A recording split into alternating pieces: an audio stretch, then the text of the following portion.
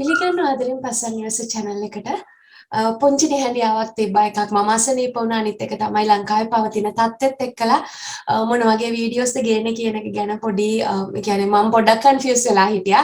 ඉතින් දැන් green card lottery එකේ ප්‍රතිඵල එන්න ළඟයි. 7 වෙනිදා තමයි ඔයගොල්ලන්ට ග්‍රීන් කාඩ් ලොටරි එකේ ප්‍රතිඵල බලා ගන්න පුළුවන් වෙන්නේ.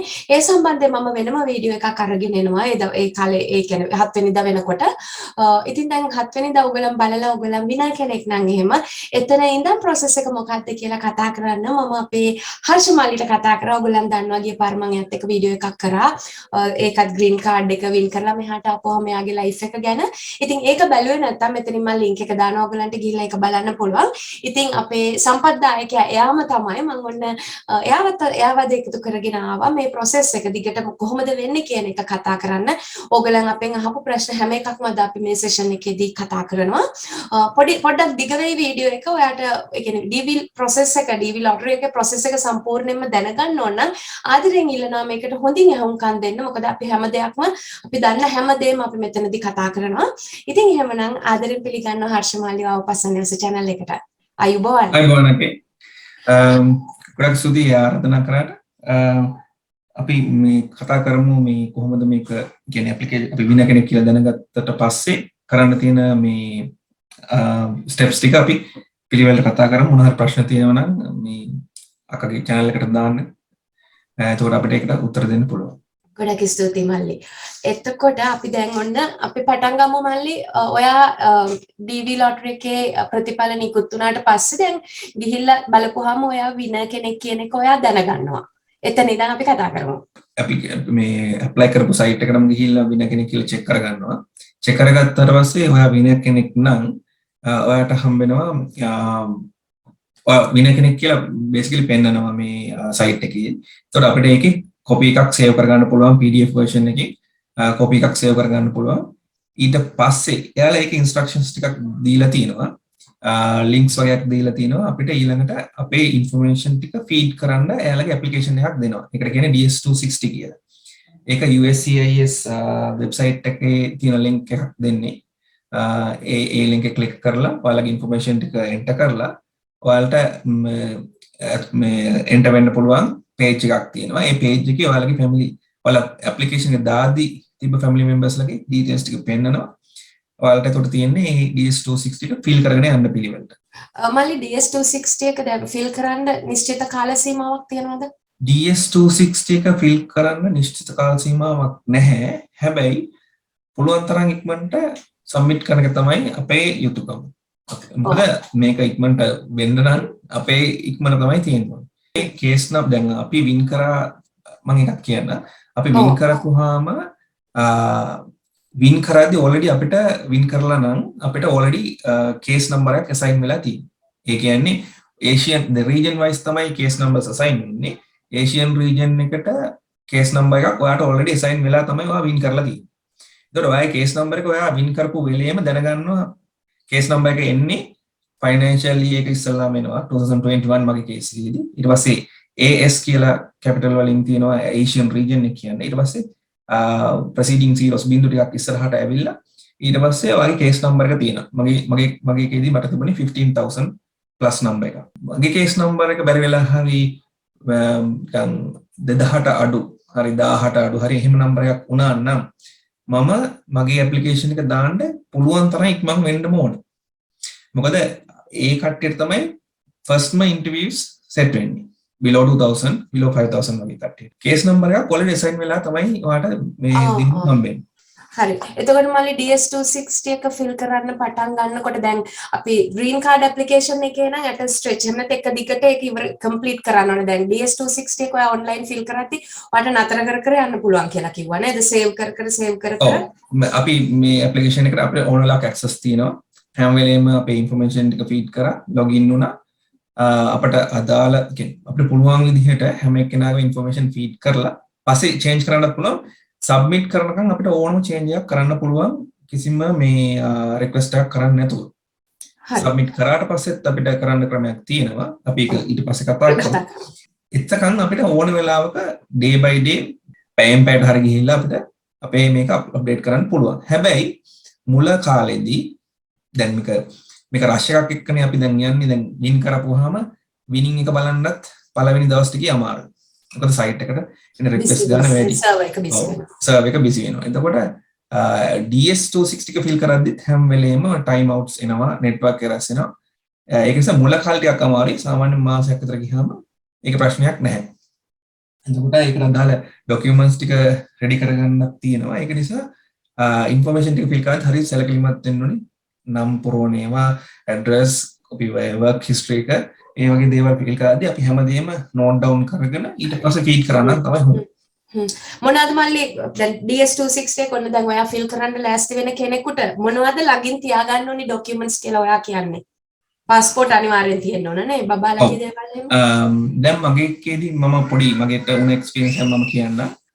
DS260 එක ෆිල් කරද්දී මගේ දැන් පාස්පෝර්ට් එක ඒ දවස්වල මම හිතුවා මගේ පාස්පෝර්ට් එක ඒ වෙලාවේ මාස 6කට වඩා වැඩියෙන් කාලයක් තිබුණා. හැබැයි මගේ පාස්පෝර්ට් එක එක්ස්පයර් වෙනවා. දැන් මම 2020 දී මේක දැනගන්නවා. 2021 මැයි විතර වෙනකොට මගේ පාස්පෝර්ට් එක එක්ස්පයර් වෙනවා. ඒක නිසා මම නිකන් ප්‍රී ජජ්මන්ට් එකකට ආවා මේ මම මේ පාස්පෝර්ට් එක රිනියු කරන්න ඕනේ කියලා. ඒක වැරදි. දැන් ඇප්ලයි කරන වෙලාවෙ ඉඳන් මාස 6ක් හෝ ඊට වැඩියෙන් තියෙනවා නම් කිසි ප්‍රශ්නයක් නැහැ. ඒ පාස්පෝර්ට් එක අපිට යූස් කරන්න පුළුවන් DS260 එක ෆිල් කරන්න. ඊට පස්සේ ඉන්ටර්වියු එකේ වෙද්දී ඔයාලට පාස්පෝර්ට් එක අලුත් පාස්පෝර්ට් එක අවශ්‍යතාවය තියෙනවා නම් ඒක වෙනස් අලුත් පාස්පෝර්ට් එකක් ඔයාලට ගිහිල්ලා රික්වෙස්ට් කරන්න පුළුවන්. ඒක අරගෙන ඉන්ටර්වියු එකට යන්නත් පුළුවන්. කිසි ප්‍රශ්නයක් නැහැ. හැබැයි පාස්පෝර්ට් දෙකම අරන් යන්න ඕනේ ඉන්ටර්වියු එකට. අපි දැන් DS260 එක ෆිල් කරද්දී අපිට ඕන වෙනවා basically අපිට මුකුත් ડોකියුමන්ට්ස් අපිට අතනම අපිට ඕනේ නැහැ අපේ ඉන්ෆර්මේෂන් ටික අපිට හරියට ෆීඩ් කරන්න පුළුවන්. එකම දේ පාස්පෝර්ට් එකේ නම translation documents වල ඉස්සරහට අපි දැන් translation ටික අපි ඊට පස්සේ නම් කරන්න ඉන්නේ translation documents වල තියෙන නම් හරියට match වෙන්න ඕනේ. ඒක දැන් උදාහරණයක් විදිහට කියනවා නම් සමහරු අත්තනායක කියලා ගමුකෝ. අත්තනායක සමහරු ලියන්නේ AT මේ ATTANAYAKE. එතකොට ඒක එහෙම ස්පෙල් කරන්න පුළුවන්. නැත්නම් ATH දාලා ස්පෙල් කරන්න පුළුවන්. අත්තනායක කියද්දි KA එන්න පුළුවන් KE එන්න පුළුවන්. එතකොට ට්‍රාන්ස්ලේෂන් එක කරන අපේ සෝන කෙනෙක් ඉන්නවනම් එයාට අපිට කියන්න පුළුවන් අපි යූස් කරන්නේ මෙහෙම. එයාට කැමති විදිහට යූස් කරන්න දෙන්න එපා. අපිට ඕන විදිහට සිංහල නමක් ට්‍රාන්ස්ලේෂන් එක කවුරුත් දන්නේ කොහොමද හරි කියලා. ඒ නිසා අපිට අවශ්‍ය විදිහට ඒක ට්‍රාන්ස්ලේෂන් එක එයාට ෆිල් කරලා දෙන්න ඕනේ. එයා ට්‍රාන්ස්ලේෂන් එක කරන්න කලින් අනිත් ඉන්ෆර්මේෂන් ට්‍රාන්ස්ලේටර් කරනවා. නම් ගම කියන දේවල් වාසකම් එතකොට මේ දේවල් අපිම ෆිල් කරලා දෙන එක තමයි හොඳ. හරි. ඒ කියන්නේ දැන් ඔය ප්‍රශ්න වෙන්නේ ඔයා DS260 එක ෆිල් කරන වෙලාවේදී ඔයා ගාව ඉංග්‍රීසි ට්‍රාන්ස්ලේෂන් එක නැත්තම් English translation එක නැත්තම් දැන් ඔන්න ඔයා ගාව English translation එක නැහැ. ඔයා දැන් DS260 එක fill කරන්න යනවා. එතකොට ඔයා දැන් ඔයා ඉංග්‍රීසියෙන් ඔයාගේ නම spell කරන විදිහට තමයි DS260 එකට ඔයාගේ නම input කරන්නේ. එහෙම නැත්නම් දාන්නේ. ඒතකොට ඔයා මතක තියාගන්න ඕනේ ඒ දාන විදිහම ලියලා තියාගන්න. මොකද ඔයා Swan translator කෙනෙක් ලව්වා ඔයාගේ documents translate කරන්න ඕනේ. ඒ වෙලාවේදී අපි හිතමු ඔයාගේ පවුලේ දැන් 5 දෙනෙක් හිටියනේ මල්ලි. එතකොට ඔයා ඒ 5 දෙනාගේම නම් ටික හරි විදිහට විදිහ කියලා විදිහක් නැහැ. අතරම ඔයා පාවිච්චි කරන විදිහ ඔයා නම ස්පෙල් කරන විදිහ හරියට ලියලා තියාගෙන ඒක ඒ විදිහටම දෙන්න ඕන සෝන් ට්‍රාන්ස්ලේටර් කෙනෙකුට මෙන්න මේ විදිහට තමයි ඔයා මගේ නම ට්‍රාන්ස්ලේට් කරන්න ඕනේ කියලා. එතකොට ඔයාගේ අර නමේ ඩිස්ක්‍රිපන්සිස් එහෙම නැත්නම් නමේ වෙනස්කම් ඇති වෙලා එන ප්‍රශ්නය ඔයාට මගහැර ගන්න පුළුවන්. ඒ විදිහට. එතකොට මොනවත් එහාට මෙහාට යන්න දෙයක් නැහැ. ඊමේල්ස් දාන්න ඕනේ නැහැ එහාට මෙහාට. එකපාර හරියටම ඔන්න ඔයාට ඒ දේ කරගන්න පුළුවන්. මම හිතනවා ඔයගොල්ලන් ගොඩක් දෙනෙක් මගෙන් අහපු ප්‍රශ්නයක්. ඔන්න අපි දැන් ඒකට උත්තර දුන්නා. හරි මල්ලි කියන්න. DS260 පිල් කරද්දී ඔයාලගේ නම ගොඩක් වෙලාවට ලංකාවේ නම් දිග වැඩි. ඒ නම දිග වැඩි නම් කැරක්ටර්ස් ගන්න මදි වෙන්න පුළුවන් ෆීල්ඩ් එකේ තියෙන first name last name middle name වලට. ඒක නිසා එහෙම දිග කියන්නේ length එක වගේ name එක දිග වැඩි නම් පුළුවන් තරමක් කැරක්ටර්ස් එන්ටර් කරලා නවත්තන්න. තව දෙයක් තමයි DS260 එකේ දහනවා ඔයාගේ නම ඔයාගේ ලැන්ග්වේජ් එකකින් එන්ටර් කරන්න පුළුවන්ද කියලා. මම ඒකත් එන්ටර් කරා. මොකද සිංහලෙන් ටයිප් කරන්න දැන් පුළුවන්කම තියෙනවා.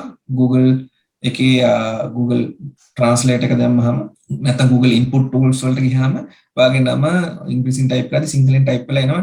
ඒතකොට ඒක කොපි කරලා පේස්ට් කරපුවාම ගොඩක් දුරට ඒතකොට සිංහල උපැන්න සහතිකෙත් එක්කත් ඒක මැච් වෙනවා.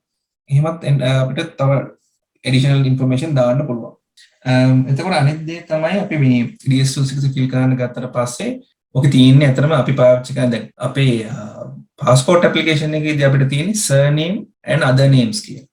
US වල DS260 එකට හරි green card එකට හරි එද්දි first name, middle name, last name කියලා එන්නේ. එතකොට දැන් අපි පටල ගන්න දෙයක් තමයි මටත් මුලින්ම පැටලුණා. first name කියද්දී අපි භාවිතා කරන අපේ පළවෙනි නම තමයි එතෙන්ට එන්නේ. last name එකට එන්නේ හැම වෙලේම වාසකම.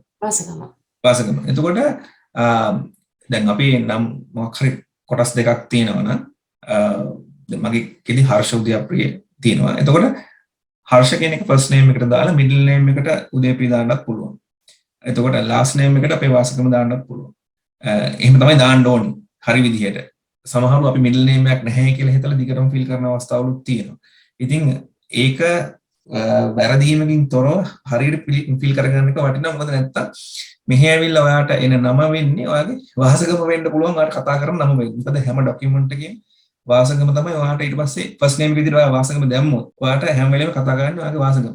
ඒකට ස්පෙල් කරන්නත් අමාරුයි අපේ තියෙන වාසගම. අනිත් එක තමයි මේ හැම ડોකියුමන්ට් එකක්ම එතකොට අපිට නුහුරු විදිහට තමයි අපි ඉස්සරහට භාවිත කරන්න යන්නේ. ඔව්. දැන් ඕකට හොඳ උදාහරණයක් මගේ නමේ මල්ලි වාසගම තියෙන ඉස්සරහට. ඒ කියන්නේ මගේ පටන් ගන්න ලියනගේ ඩොන් කියලා.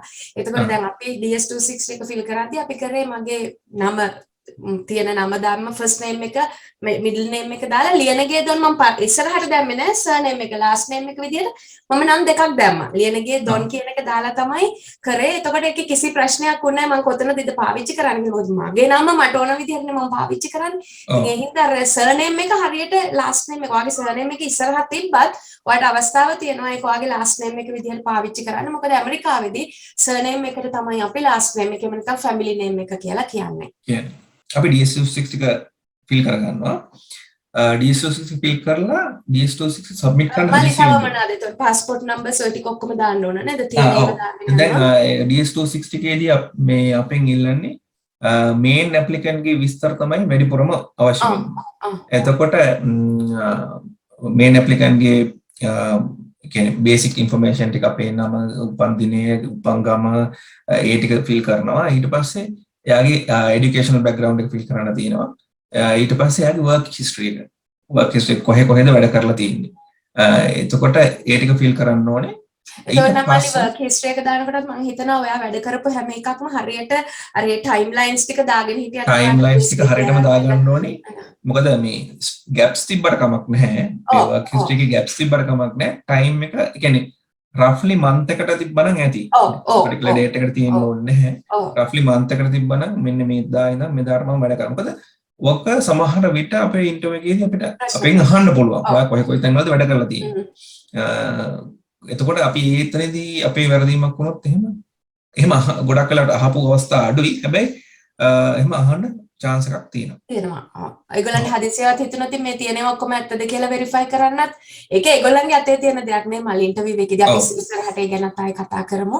එතකොට ඔයාගේ ඔන්න work experience එතකොට මල්ලි ඔයා දානකොට දැන් ඔයාගේ ඩිග්‍රී එක තියෙනවානේ. ඒකෙදී ඔයා නිකන් ඩිග්‍රී එක ගැන විතරයි දාන්නේ. මොනවා ડોකියුමන්ට්ස් මේ වෙලාවේ ඔයා සබ්මිට් කරන්නේ නැහැ නෑ. DS260 කිසිම ડોකියුමන්ට් එකක් එල්ලන්නේ නැහැ. අපිට තියෙන්නේ information feed කරන්න විතරයි. ඒකත් main applicant ගේ ගොඩක් තියෙනවා. මේ අනිත් applicants ලගෙත් working history ඒ කියන්නේ 28ට වැඩි නම් එයාලගේ work history දාන්න ඕනේ wife ගේ basically එයාගේ information උත් include කරන්න ඕනේ. හැබැයි ඒක ලොකු ප්‍රශ්නයක් නෙමෙයි මේ interview එකට.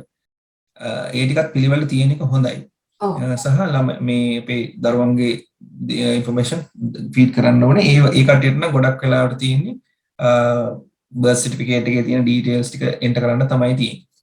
සහ ඉස්කෝලේ විස්තර. ඉස්කෝලේ විස්තරත් දාන්න ඕන. ඔව්. එතකොට මල්ලි දැන් ඔයාට මේ බබෙක් හම්බෙනවනේ මේ ඔයා වින් කරාට පස්සේ බබා නෑ. ඔව්. ඔයා ඇප්ලයි කරාට පස්සේ බබා හම්බෙන්නේ නේද? ඔව්. ඒක මම කියන්නේ අපිට පුළුවන් දැන් අපි ඇප්ලයි කරන වෙලාවේදී අපි සිංගල් වෙන්න පුළුවන්. අපි මැරි කරලා බබාලා කෙනෙක් හො දෙන්නෙක් නැත්නම් බබාලා නැති වෙන්න පුළුවන්. අපි ඇප්ලයි කරන වෙලාවේදී වින් කරලා ඉද්දී අපිට පවුලේ තියෙන මෙම්බර්ස්ලා ගන්න වැඩි වෙන්න පුළුවන්. වැඩි වෙලා ඉන්න. ඒකට අපිට ඩිපෙන්ඩන්ට් කෙනෙක් ඇඩ් කරන්න chance එක තියෙනවා DS260 එකේදී. එතකොට DS266 අපි member කෙනෙක් add කරාම එයා ගැන විශේෂයෙන් සැලකිලිමත් වෙන්න ඕනේ. දැන් පොඩි කෙනෙක් හමුනා නම් එයාගේ discharge information reports එක අපි ගාව තිය අපි ඉන්ටර්විව් එකට ගෙනියන්න ඕනේ දේවල් මම කියන්නේ. දැන් මැරි කරා නම් කියන්නේ වින් කියන්නේ apply කරන්න කලින් single apply වින් කරලා එද්දී ඔයා married. එතකොට එහෙමනම් ඔයාගේ relationship එක සමහර ලාවට proof කරන්න නිකන් ඔයාගේ relationship history එකේ photos ටිකක් අරගෙන යන්න වෙන අවස්ථා තියෙනවා. ඒ වගේ දේවල් අපි ready කරගෙන තියාගන්න ඕනේ මේකෙදි මේ අපේ relationship එක genuine කියලා පෙන්නන. හරි. ඒ කියන්නේ ඔයා දැන් green card application එක submit කරනකොට ඔයා single ඔයා බැඳලා නැහැ. ඔයා ඒ application එක submit කරාම හැමතිස්සෙම ඔයගලන්ට ඒ දවස්වල කියපු දෙයක් තමයි ඔයගලන්ගේ life එක ඔයගලන් ගත කරගෙන යන්න. මේ කිසිම දෙයක් ඔයා වෙනස් කරන්න ඕනේ නැහැ DV lottery එකට apply කරා කියලා. දැන් ඔයා ඔන්න girlfriend කෙනෙක් හිටියා ඔයා marry කරා. marry කරාට පස්සේ ඔන්න ඔයා දැන් දැනගන්නවා ඔයා DV lottery එකේ winner කෙනෙක් කියලා. එතකොට දැන් confuse වෙන්න දෙයක් නැහැ. ඔයාට අවස්ථාව තියෙනවා ඔයාගේ wife ගේ information මේ වෙලාවේදී දාන්න. හැබැයි ඒක ජස්ටිෆයි කරන්න එහෙම නැත්නම් දැන් අපි බොරුවක් කරන්නේ නැහැ කියලා පෙන්වන්න අවශ්‍ය කරන ડોකියුමන්ට්ස් ඔයගලන්ට ගෙනියන්න වෙයි. ඒ කියන්නේ ඔයගලන්ගේ හිස්ටරි එක පෙන්වන්න වෙඩින් ෆොටෝස් ගෙනියන්න වෙයි සමහර විට නේද මල්ලි. ඒ කියන්නේ වින් කරපු එක හේතුවක් උනේ නැහැ කියලා පෙන්වන්න බේසිකලි. ඒ වගේ දෙයක් තමයි දැන් මෙහෙ වුණත් ගොඩක් වෙලාවට ඉන්ටර්විව්ස් වලදී ඒගොල්ලන් බලන්නේ. ඔයා මේ ග්‍රීන් කාඩ් ගැනීමේ බලාපොරොත්තුවෙන් නෙමෙයි මේ මැරේජ් එක සිද්ධ වෙන්නේ. මේක ඔයාගේ ජෙනුයින් රිලේෂන්ෂිප් එකක් තිබිලා ඔයා ජෙනුයින් මැරේජ් එකක් කරගත්තා කියන එක පෙන්වන්න අවශ්‍ය කරන දේවල් ඔයා ගාව තියෙන්න ඕනේ ඉන්ටර්විව් එකට යනකොට. හැබැයි DS26 එකේදී ඔයාට අවස්ථාව තියෙනවා ඔයාගේ අලුතෙන් ඔයාගේ පවුලට එකතු වෙච්ච members ලා දරු පැටියෙක් වෙන්න පුළුවන් ඔයාගේ wife husband වෙන්න පුළුවන් ඒ information ටික දාන්න. ඔව් එතකොට මේ ඒකෙදි මම තව පොඩි දෙයක් ඇඩ් කරන්න. අර ඒ රිලේෂන්ෂිප් එක හරි එහෙම නැත්නම් අලුතෙන් member හරි ඒක ප්‍රූව් කරන්න තියෙන history එක අරන් යන එක සමහරවිට අහන්න නැහැ. හැබැයි ඒ වෙලේ අරන් යන එකේ තියෙන වටිනාකම තියෙන්නේ මොකද අපිට ආයෙ chance එකක් එන්නේ නැහැ. ඔක්කොම අපේ show එක තියෙන්නේ ඒ වෙලේ. එතකොට ඒ කට්ටිය further documents request කරන්න පුළුවන් interview එකේදී. හැබැයි අපි ඒ delay එකක් නවත්ත ගන්න පුළුවන් අපි ඒ වෙලෙම documents අපි ගාව තියෙනවා නම් දෙන්න. pictures හරි නැත්නම් හරි history එකක් පෙන්වන්න සාධක අපි ගාව තියෙනවා. ඊළඟට මල්ලි අපිට ආපු එක ප්‍රශ්නයක් තමයි ඔයා ග්‍රීන් කාඩ් එක ඇප්ලයි කරනකොට ඔයා ඉන්නේ ලංකාවේ සමහර විට ඊට පස්සේ ඔයා වෙන රටකට රස්සාවට හරි මොන හරි දෙයකට ඔයාගේ රට මාරු කරලා තියෙනවා. එතකොට කොහොමද process එක වෙන්නේ කියන එකත් පොඩ්ඩක් කතා කරමු අපි. ඔව් එතකොට මේ DS26 submit කරද්දී අපිට තියෙනවා අපේ කේස් එක process කරන embassy එක select කරන්න. හොඳ අපේ දික්කේදී අපි ශ්‍රී ලංකා select කරේ. එතකොට එහෙම නැත්නම් අපිට පුළුවන් ඒක වෙන embassy එකට එතනින් drop down එකක් තියෙනවා ඒක මාරු කරන්න. එතකොට ඒක අපේ process එක යන්නේ adjustment of status කියන category එකකින්. එතකොට එයා ඉන්න පුළුවන් වෙන පිට ලංකාවේ නොවන වෙන රටක තමයි අතරම ඉන්නේ සහ US වලත් ඉන්න පුළුවන්. US වල එයා ඉන්නවනම් එයා AOS mode එකේ යන්නේ. එහෙම ගිහින් මගේ යාළුවෙක් ඉන්නවා. එයාලට තියෙන එතකොට I485 කියන ડોකියුමන්ට් එක තමයි යාළුවට ෆිල් කරන්න තියෙන සහ යාළුගේ ડોකියුමන්ට්ස් මෙහි තියෙන ડોකියුමන්ට්ස් ටිකක් ඉල්ලනවා. එයාලගේ එතකොට local USCIS office එකට ගිහිල්ලා තමයි එයාලගේ ඉන්ටර්විව් එක තියෙන්නේ. හැබැයි දැන් නම් ඉන්ටර්විව් එකක් නැතුවත් US ඇතුලේ ඉන්න කට්ටියට වීසා දෙනවා ග්‍රීන් කාඩ් එක ඉෂුව කරනවලු. හැබැයි US නොවන රටක ඉන්නවා නම් එයාලගේ අනිවාර්යෙන් එයාලගේ රටේ තියෙන US embassy එකට එයාලව ඉන්ටර්විව් එකට යන්නම ඕනේ. හරි දැන් උදාහරණයක් විදිහට ඔයා DV lottery එකට apply කරනකොට ගිය අවුරුද්දේ හිටියේ ලංකාවේ ඊට පස්සේ ඔයාට රස්සාවක් හම්බෙලා අපි හිතමුකෝ කටා ගියා කියලා. එතකොට ඔයා දැන් DS260 එක fill කරනකොට ඔයාගේ embassy එක select කරනවා දෝහා කියලා දෝහා වල තමයි තියෙන US embassy එක කටාවල තියෙන. ඉතින් ඒක select කරපුවාම එතකොට ඔයාගේ ඔක්කොම communications ඒ හරහා තමයි ඔයාගේ interview තියෙනවා නම් ඒ ඔක්කොම ඒ හරහා තමයි වෙන්නේ.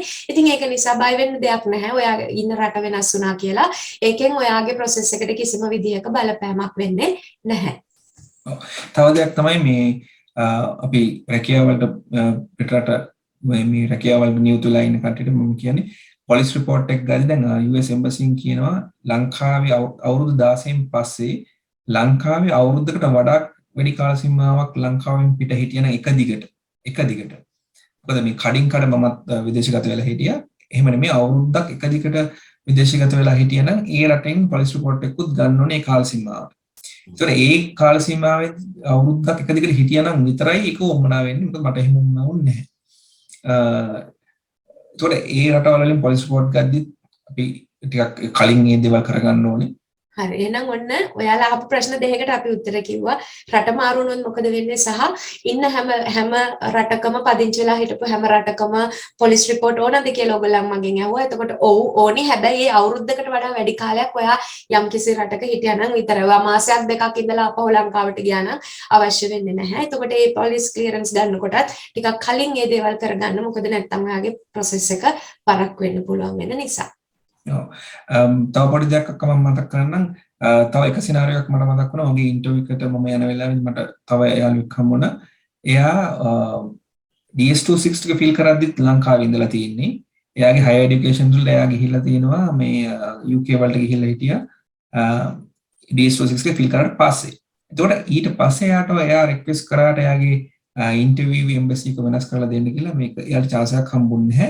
එයාට ඊට UK නම් අපෝ ලංකාවට එන්න වුණා ඉන්ටර්විව් කරගන්න. ඉන්ටර්විව් එකට ෆේස් කරනවා. ඒ කියන්නේ ඔන්න තව සිනාරියෝ එකක් අපිට හම්බුණා. DS260 එක ෆිල් කරාට පස්සේ ඔයාගේ රට මාරු වුණොත් එහෙම ඔයාට අවස්ථාවක් නැහැ එම්බසි එක වෙනස් කරන්න. ඔයාට ආපහු ලංකාවට යන්නම වෙනවා. ඔයාගේ ප්‍රොසෙස් එක කම්ප්ලීට් කරන්න. ඔව් මම තව උදාහරණයක් මම කියන්නම්. ડોකියුමන්ට් කලෙක්ට් කරගන්න ගියහම මට අපේ ලංකාවේ ලේඩි කෙනෙක් හම්බුණා. අපිට මේක මම කියන්නේ අපිට තියෙන උනන්දුව මතම තමයි මේක කරගන්න පුළුවන් කියන එක කියන්නේ. එයාට ඉන්ටර්විව් එකට දවස් 7කට හෝ 14කට කලින් තමයි යාගේ බබා හම්බෙලා තියෙන්නේ. එතකොට එයාට තියෙන කම්ප්ලිකේෂන්ස් ටික මම නිකන් පොඩි කෙටියෙන් කියනවා නම් එයාට අලුත් මෙම්බර් කෙනෙක් ඇඩ් කරගන්න ඕනේ DS260 එකට. ඊට පස්සේ බබාට බර්ත් සර්ටිෆිකේට් එක හදන්න ඕනේ. කොවිඩ් සිටුේෂන් ආස්සේ බාලවට පාස්පෝර්ට් එක හදන්න ඕනේ. ඔය ඔක්කොම ටික ඔෆිසස් වහලා තියදී කරගෙන තිබුණා. ඒ කියන්නේ ලිමිටඩ් අර රිසෝස් කියන්නේ දවසකට කරන්න පොඩි ප්‍රමාණයක් ප්‍රොසෙස් කරන වෙලාවෙදි බර්ත් සර්ටිෆිකේට් එක හදලා කොවිඩ් සිටුේෂන් එක ඇස්සේ බර්ත් සර්ටිෆිකේට් එක හදලා පාස්පෝර්ට් එක හදලා ඔක්කොම කරලා එම්බසිට ડોකියුමන්ට්ස් ටික ගෙනල්ලා බාර දීලා තිබුණා මේ දවස් 7 හෝ 14 ඇතුළත. ඉතින් ඒක නිසා තමන් උනන්දු වෙන තරමට තමයි මේක අපි බෑයි කියලා හිටියොත් ඒ ළමයා එයාගේ දරුවට ඒ වීසා එක හම්බෙන්නේ නැහැ. ඒතකොට සමහරවිට ඒක වීසා එක රිජෙක්ට් වෙන්නත් පුළුවන් මොකද එයාට මෙම්බර් කෙනෙක් අලුතෙන් ඉන්න නිසා. ඉතින් අන්න ඔය වගේ දේවල් අපේ ජීවිතේ වෙනස්කම් වෙනවා. ඉතින් මේ දේවල් කොහොමද අපි කියන්නේ ඉක්මනට අපි අපේ උනන්දුව මත මේ දේවල් මේ ડોකියුමන්ටේෂන්ස් කම්ප්ලීට් කරගත්තොත් ඔයගලන්ට මේ process එක පහසුවෙන් ඉවර කරගන්න පුළුවන් කියන එක තමයි අපිට ඔයගලන්ට කියන්න ඕන උනේ. DS260 සබ්මිට් කරාට පස්සේ අපිට ඔටෝමැටික් රිප්ලයි එකක් එනවා මේ DS260 එක රිසීව් වුණා කියලා. ඊට පස්සේ තියෙන්නේ අපි බලන් ඉන්න ඕනේ එයාලගෙන් ඊට පස්සේ අපිට ඊමේල් එකක් එනවා. එයාලගෙන් ඊමේල් කමියුනිකේෂන්ස් තියෙනවා ඊට පස්සේ අපිට එන ඊළඟ ඊමේල් එක තමයි ડોකියුමන්ට් රික්වෙස්ට් කරලා අපේ එන ඊමේල් එක.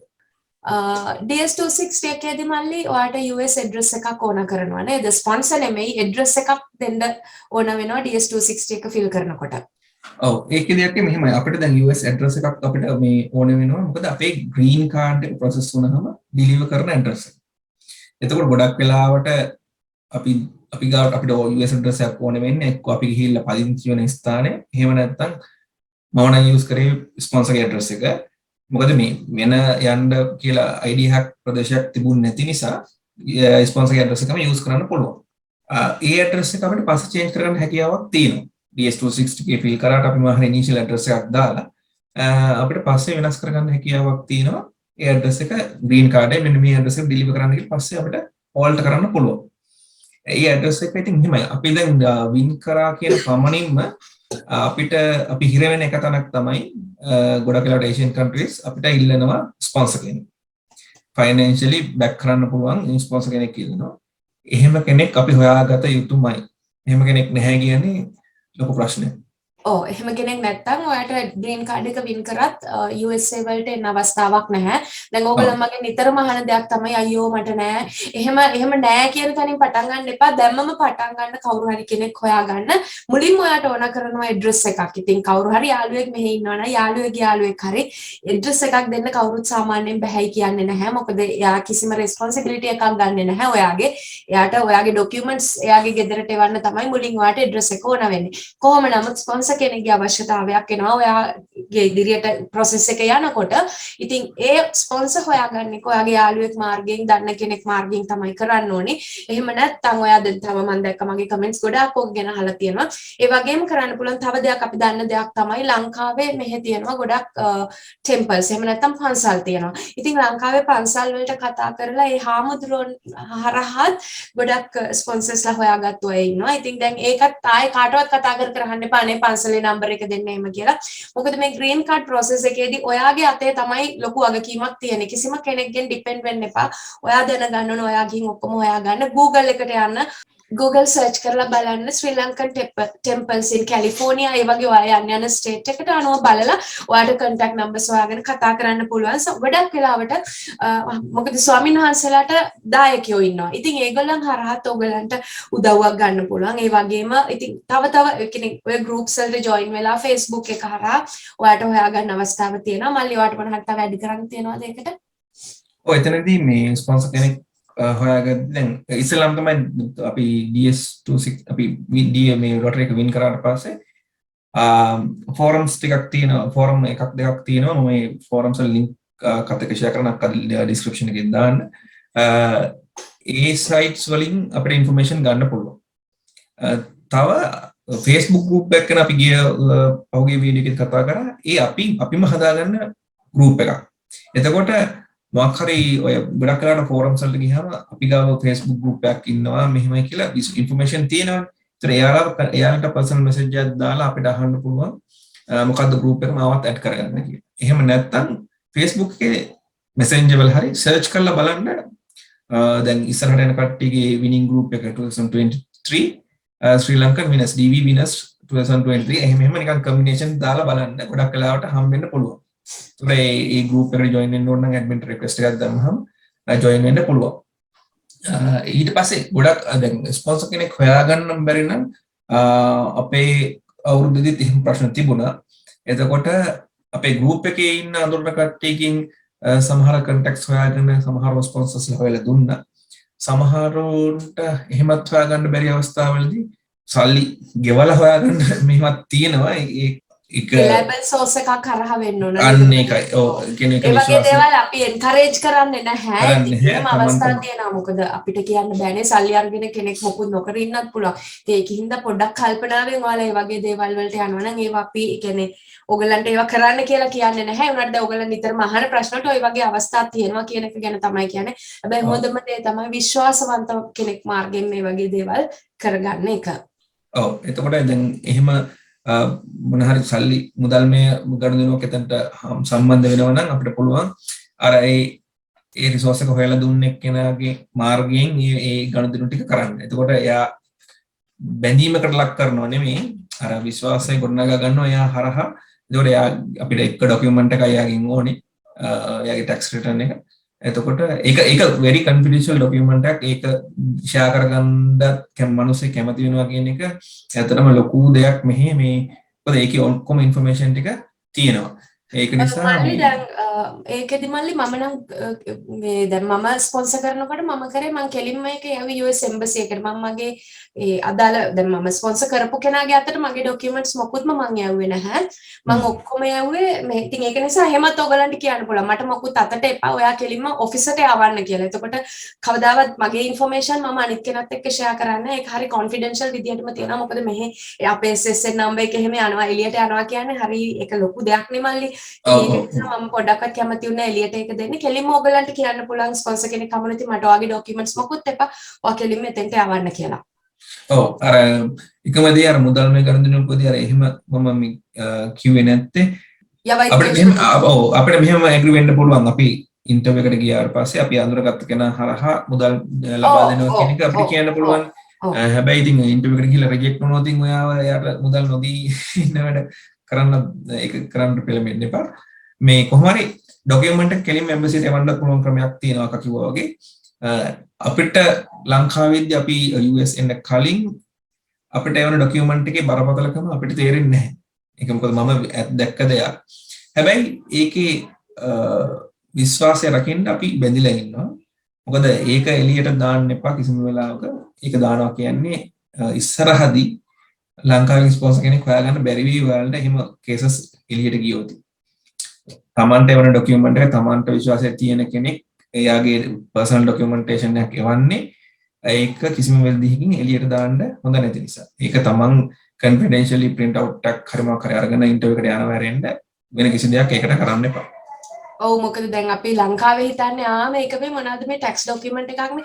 එහෙම නෑ මෙහෙට එනකොට ඒක ලොකු වගකීමක් අපිට ලොකු ඒක කියන්නේ කියලා නිම කරන්න බෑ. ඒ ඩොකියුමන්ට් එක එළියට යනවා කියන්නේ අපේ ඔක්කොම විස්තර එළියට යනවා කියන්නේ ඒව හැක් කරලා අපිව ඒ කියන්නේ අපිව විනාශම කරන්න පුළුවන් ඒ වගේ ඩොකියුමන්ට් එකක් එළියට යනවා කියලා කියන්නේ. ඉතින් ඒ හින්දා ලංකාවේ මානසික ඒ තියෙන ඒවත් එක්ක කම්පෙයාර් කරන්න එපා. අපි මෙහෙන් ඕගලන්ට අපි දැන් මගෙන් ඉල්ලලා තිබ්බ මල්ලි අතන මම දන්නේ එක එක්කෙනාට වෙනස් වෙනවද කියලා පේ ස්ටබ්ස් ඉල්ලලා තිබ්බා.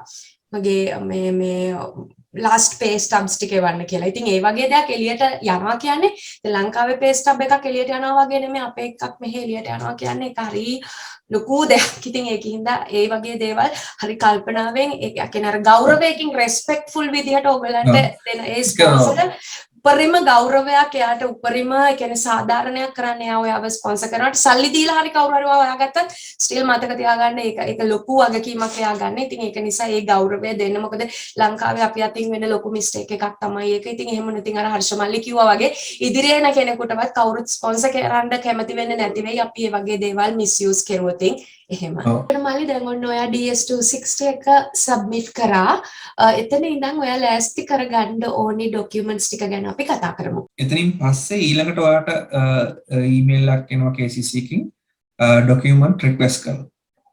ඒ ඩොකියුමන්ට් රික්වෙස්ට් කරන ඊමේල් එක එද්දී ඔයා ගාව ඔයාගේ ඩොකියුමන්ට්ස් ටික ඔක්කොම තියෙනවා නම් හොඳයි. ඒ වෙලාවේ ඒක ආවට පස්සේ ඔයා ඩොකියුමන්ට් රෙඩි කරනවා කියන තව ටිකක් කල් යනවා ඔයාගේ ඩොකියුමන්ට් සබ්මිට් කරන්න. එතකොට අර DS2 සබ්මිට් කරලා DS මේ ඩොකියුමන්ට් රික්වෙස්ට් ඊමේල් එක එන අතරතුර කාලෙදී ඔයාට පුළුවන් නම් ඔයාගේ ඩොකියුමන්ට් එක රෙඩි කරගන්න. ඒක තමයි අපි කරන්න ඕනේ හොඳම දේ. එතකොට එතනදී අපිට ඕන වෙනවා බර්ත් සර්ටිෆිකේට් ගොඩක් වෙලාවට අපි ගාව පරණ සර්ටිෆිකේට්ස් තියෙනවා නම් ළඟම තියෙන AG ඔෆිස් එකට ගිහිල්ලා අලුත් සර්ටිෆිකේට් එකක් බර්ත් සර්ටිෆිකේට් එකක් ගන්න කොපි එකක්. එතකොට ඒ වගේ ට්‍රාන්ස්ලේෂන්ස් ටික කරගන්න අලුත් කොපි එක බේස් කරගෙන. ඊට පස්සේ මැරේජ් සර්ටිෆිකේට් ඔරිජිනල් ඒවා අලුතෙන් රික්වෙස්ට් කරන්න පුළුවන් AG ඔෆිසින්. ඒවා ට්‍රාන්ස්ලේට් කරගන්න. ඊට පස්සේ අපිට A level සර්ටිෆිකේට් එක අපි ගාව තියෙනවා නම් ස්කෝලෙන් දීපු එක ඩිපාර්ට්මන්ට් එක්සැමිනේෂන් වලින් ඉෂුව කරලා ස්කෝලෙන් දීපු එක තමයි අපෙන් ගොඩක් වෙලාවට අහන්නේ. ඉන්ටර්විව් එකේදී ඒක බලන්න. ඒක නිකන් අර සුදු පාට ෂීට් එක print කරලා එන එකක් තමයි අපි ගාව තියෙන්නේ. ඒක තියාගන්න. ඊට පස්සේ police certificates රික්වෙස්ට් කරන්න DS260 සබ්මිට් කරාට පස්සේ. මොකද police certificate එක process වෙලා එන්න සාමාන්‍ය සති 4ක් 8ක් 12ක් යන්න පුළුවන්. මාස 3ක විතර කාලයක් යන්නත් පුළුවන් සමහර වෙලාවට. ඒක අපි ජීවත් වෙච්ච ප්‍රදේශ ගාන අනුව වෙනස් වෙනවා. මොකද අපි හිටපු ඇඩ්‍රස් ඔක්කොගෙම පොලිස් වසම් වලට ගිහිල්ලා ඒ පොලිස් වසම් වල වෙරිෆයි කරලා තමයි මේ ඩොකියුමන්ට් එක එන්නේ. එතකොට මම ජීවත් වෙලා තියෙන ප්‍රදේශ දෙකක ඒ ප්‍රධාන පොලිස් කාර්යාල වලට ගිහිල්ලා තමයි ඒක එන්නේ. එතකොට යාළුවගේ බෑග්ග්‍රවුන්ඩ් චෙක් එකක් එක්කනේ කියන්නේ. ඒක නිසා ඒක කල් යනවා ටිකක්. ඒක මොකද දැන් තියෙන සිටුේෂන් එකත් එක තවත් කල් යන්න ඉඩ තියෙනවා. අපේ කාලෙදිත් එහෙමයි කොවිඩ් ප්‍රශ්න තිබුණ නිසා ඒව කල් ගියා. තව කිය යුතු කාරණයක් තමයි ට්‍රාන්ස්ලේෂන් එක කරන්න කලින් ඔයාගේ නම් වල මොන හරි චේන්ජස් තියෙනවා. උදාහරණයක් විදිහට අපේ බර්ත් සර්ටිෆිකේට් එකේ තියෙන නම නෙමෙයි අපේ A level සර්ටිෆිකේට් එකේ තියෙන්නේ කියලා හිතමු. එහෙම වුණොත් අපිට පුළුවන් අපේ A level සර්ටිෆිකේට් එක චේන්ජ් කරන්න හදන්න එපා. මොකද A level සර්ටිෆිකේට් දැන් ඇවිල්ලා ඉවරයි. ඒක චේන්ජ් කරන්න ගියොත් කල් යනවා. A level සර්ටිෆිකේට් එකේ විදිහට පාස්පෝර්ට් එකත් එකට align නම් අපිට බර්ත් සර්ටිෆිකේට් එක නම් වෙනස් කරගන්න පුළුවන් 13 වෙනි තීරයට name change එකක් දාලා. එතකොට 13 වෙනි තීරයේ name change එක දාලා ඒක කරගන්න ඕනේ ළඟම තියෙන ප්‍රාදේශික කියන්නේ අපිට අදාළ ප්‍රාදේශීය ලේකම් කාර්යාලයෙන්. ඒක කරාට පස්සේ අලුත් බර්ත් සර්ටිෆිකේට් එකක් රික්වෙස්ට් කරන්න අපිට ඒක කොහොමද හම්බ වෙන name change එකට පස්සේ බර්ත් සර්ටිෆිකේට් එකක් හම්බ වෙනවා. ඒක බේස් කරගෙන ට්‍රාන්ස්ලේෂන් එක කරන්න. ඒක තමයි කර යුතු හොඳම දේ. හැබැයි එහෙම කරනවා නම් A level certificate එකයි passport එකයි නම සමාන වෙන්න ඕනේ. සහ ඊට පස්සේ අපිට එහෙම විතරයි එහෙම පුළුවන් නම් විතරයි අපි අර එහෙම name change එකක් කරන්න ඕනේ. එම නේම් චේන්ජ් කරා කියලා කිසි දෙයකට බය වෙන්න එපා. එහෙම කිසි ප්‍රශ්නයක් වෙන්නේ නැහැ. මොකද අපිත් මගේ ගියත් මම එහෙම කරා. එතකොට අපිට ඕන වෙනවා ඒ ડોකියුමන්ට්ස් ටික තමයි අපිට ඕන වෙන්නේ. A level certificate එක ඉස්කෝලෙන් දුන්න එක නැත්නම් ඔයාලට පුළුවන් එක්සෑම් ඩිපාර්ට්මන්ට් එකෙන් අලුත් මේ සර්ටිෆිකේට් එකක් රික්වෙස්ට් කරන්න.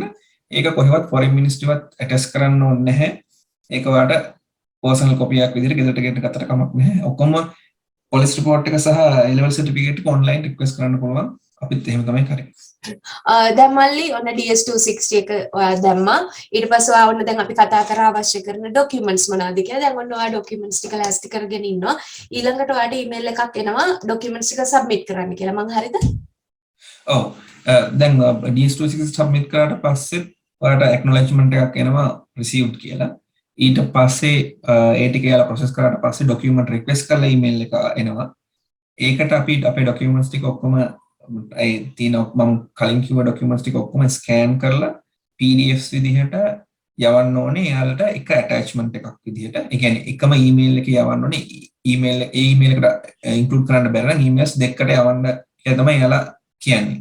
එතකොට මල්ලි ડોකියුමන්ට් සබ්මිට් කරද්දී මොකක් හරි දැන් ඔයාගේ ඊමේල් එකේ සබ්ජෙක්ට් ලයින් එක ගැන ડોකියුමන්ට් රීනේම් කරන එක ගැනත් අපි කතා කරමු නේද?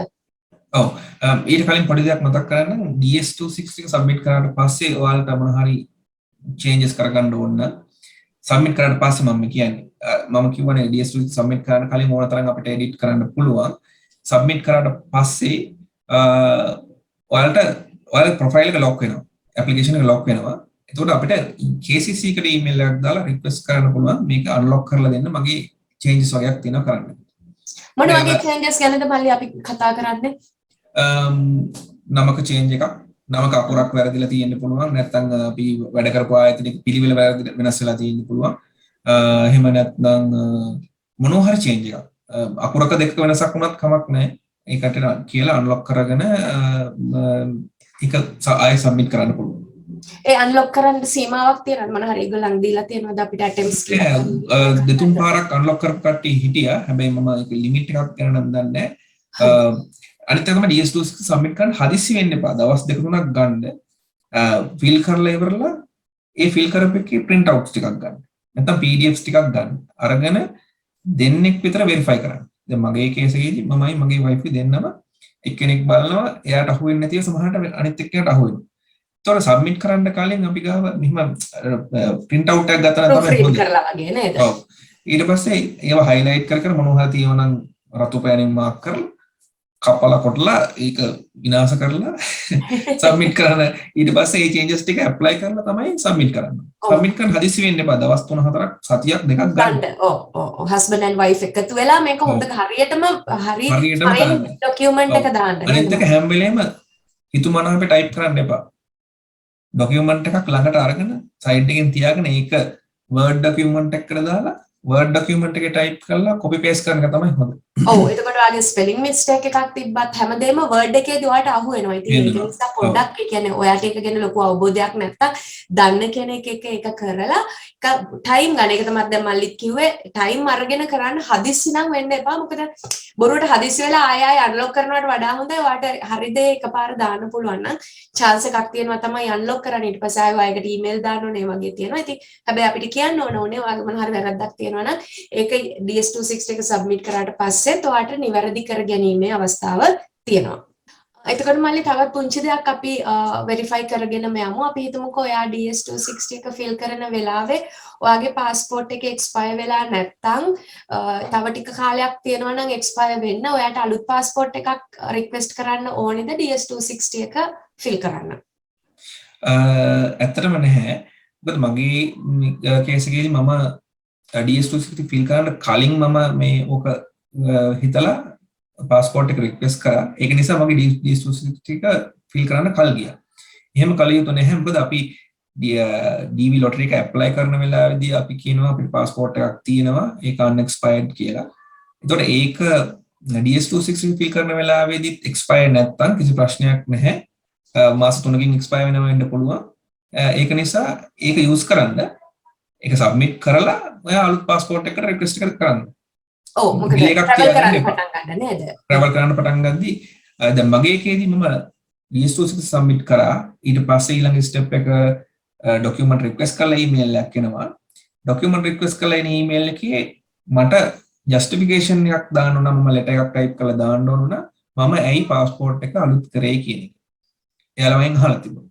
ඉතින් එයාලා ඉල්ලනවා ජස්ටිෆිකේෂන් එකක් අපේ සර්ටිෆිකේට්ස් වලට අමතරව අපේ බර්ත් සර්ටිෆිකේට් එක දාන්න ඕනේ, ට්‍රාන්ස්ලේෂන් ඕනේ, මැරේජ් සර්ටිෆිකේට් තියෙනවා නම් ඕනේ, ට්‍රාන්ස්ලේෂන් ඕනේ, පොඩි කට්ටියගේ බර්ත් සර්ටිෆිකේට් ඒවා ටික ඕනේ. ඊට පස්සේ A level සර්ටිෆිකේට් එක සහ පොලිස් සර්ටිෆිකේට්ස් ඕනේ. ඊට අමතරව හැමෝගෙම පාස්පෝර්ට් එකේ ප්‍රොෆයිල් පේජ් එක ඕනේ. මම රිනියම් කරපු නිසා මගේ කේස් එකේදී මම තමයි වින. ඇයිවා රිනියම් කරේ කියන එක ජස්ටිෆයි කරලා ඊමේල් එකක් PDF අපි ලෙටර් එකක් ටයිප් කරලා PDF කරලා ඒක ඇටච් කරන්න ඕනේ. පාර්න පාස්පෝර්ට් එකේ ප්‍රොෆයිල් පේජ් එක ඇටච් කරන්න ඕනේ. මම කිව්වේ මගේ කේස් එකේදී මම කිව්වේ මේ DS260 එකට පස්සේ එන ප්‍රොසෙස් එකදී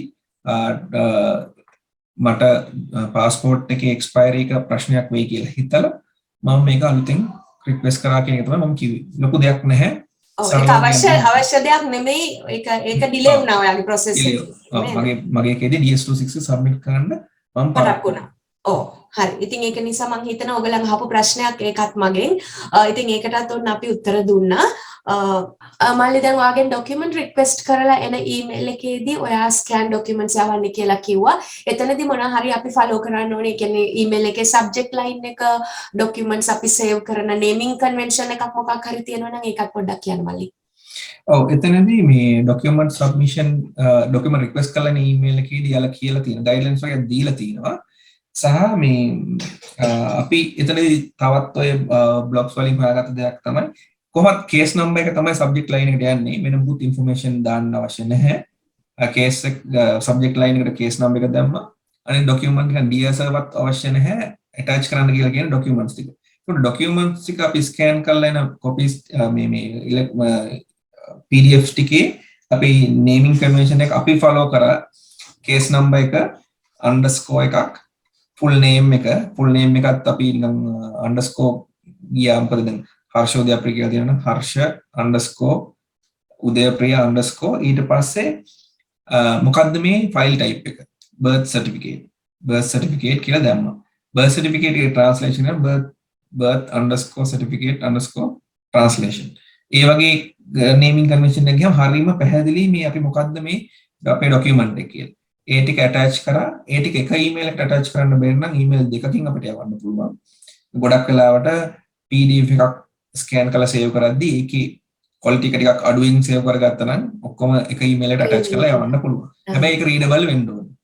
හරි. එතනදී දැන් හර්ෂමල්ලි ඔයගලන්ට කියන්න උත්සාහ කරන්නේ අපි දැන් මේක යවන්නේ මේක බලන්නේ තවත් මිනිස්සෙක්. එතකොට එයා ඒක ඕපන් කරපුවාම එයාට අර ලස්සනට ඔයා නේමින් කන්වෙන්ෂන් එක බොහොම පැහැදිලිව දීලා තියෙනකොට එයාට ටක් ගාලා එයාගේ ડોකියුමන්ට්ස් ටිකේ ඒ චෙක්ලිස්ට් එකත් එක්ක ටක් ගාලා බලලා ඒක ඉක්මනට ඒක රිවිව් කරන්න පහසුවක් වෙනවා. ඉතින් ඒ වගේ වෙලාවකට දැන් අපි වුණත් කෙනෙක් ඕපන් කරනකොට මල්ලි ඒක පැහැදිලිව තියෙනවා නම් හරි ආසයි ඒ වගේ කේස් එකක් අරගෙන ටක් ගාලා කරන්න. ඉතින් ඒක නිසා පොඩ්ඩක් සැලකිලිමත් වෙන්න නිකන් ඔහේ අර එන ස්කෑන් කරලා එන්නේ නිකන් අමුතු නම්බර් එකක් තමයි ඔයාගේ ડોකියුමන්ට් එකේ එන්නේ. ඉතින් ඒක හැම වෙලේම රීනේම් කරන්න ලස්සනට හරියට පැහැදිලිව ඔයාගේ කේස් නම්බර් එකට අදාළව ඔයාගේ ඉන්න ෆැමිලි එකේ ඉන්න child 1 child 2 දෙහෙමද දැම්මේ මල්ලි ඔයා? නෑ මම දැම්මේ කේස් නම්බර් එක එයාගේ ෆුල් නේම් එක දානවනේ. බබාගේ හරි. මේ මොකද අපේ එයාලගේ මේ නේමින් කියන්නේ අපේ ඇප්ලිකන්ට් ලිස්ට් එකේ එයාලගේ නම තියෙනවා. ඒක නිසා එයාගේ නම විතරක් ෆලෝ කරා නම් ඇති. හරි. අනිත් එක තමයි ගොඩක් වෙලාවට මේ එන්න පුළුවන් ප්‍රශ්නයක් තමයි ලංකාවේ ස්කෑනර්ස් නැහැ. එහෙම ප්‍රශ්න තියෙනවනේ. ඉතින් අපිට ෆෝන් එකකින් දැන් ස්මාර්ට් ෆෝන් එකකින් කරගන්න ඇප්ලිකේෂන්ස් තියෙන ඕන තරම් අපේ ඩොකියුමන්ට් එක ස්කෑන් විදිහට ෆොටෝ එකකින් ස්කෑන් එකක් විදිහට කරගන්න පුළුවන්. ඒ වගේ දේවල් ෆලෝ කරන්න පුළුවන් ස්කෑන් කරගන්න.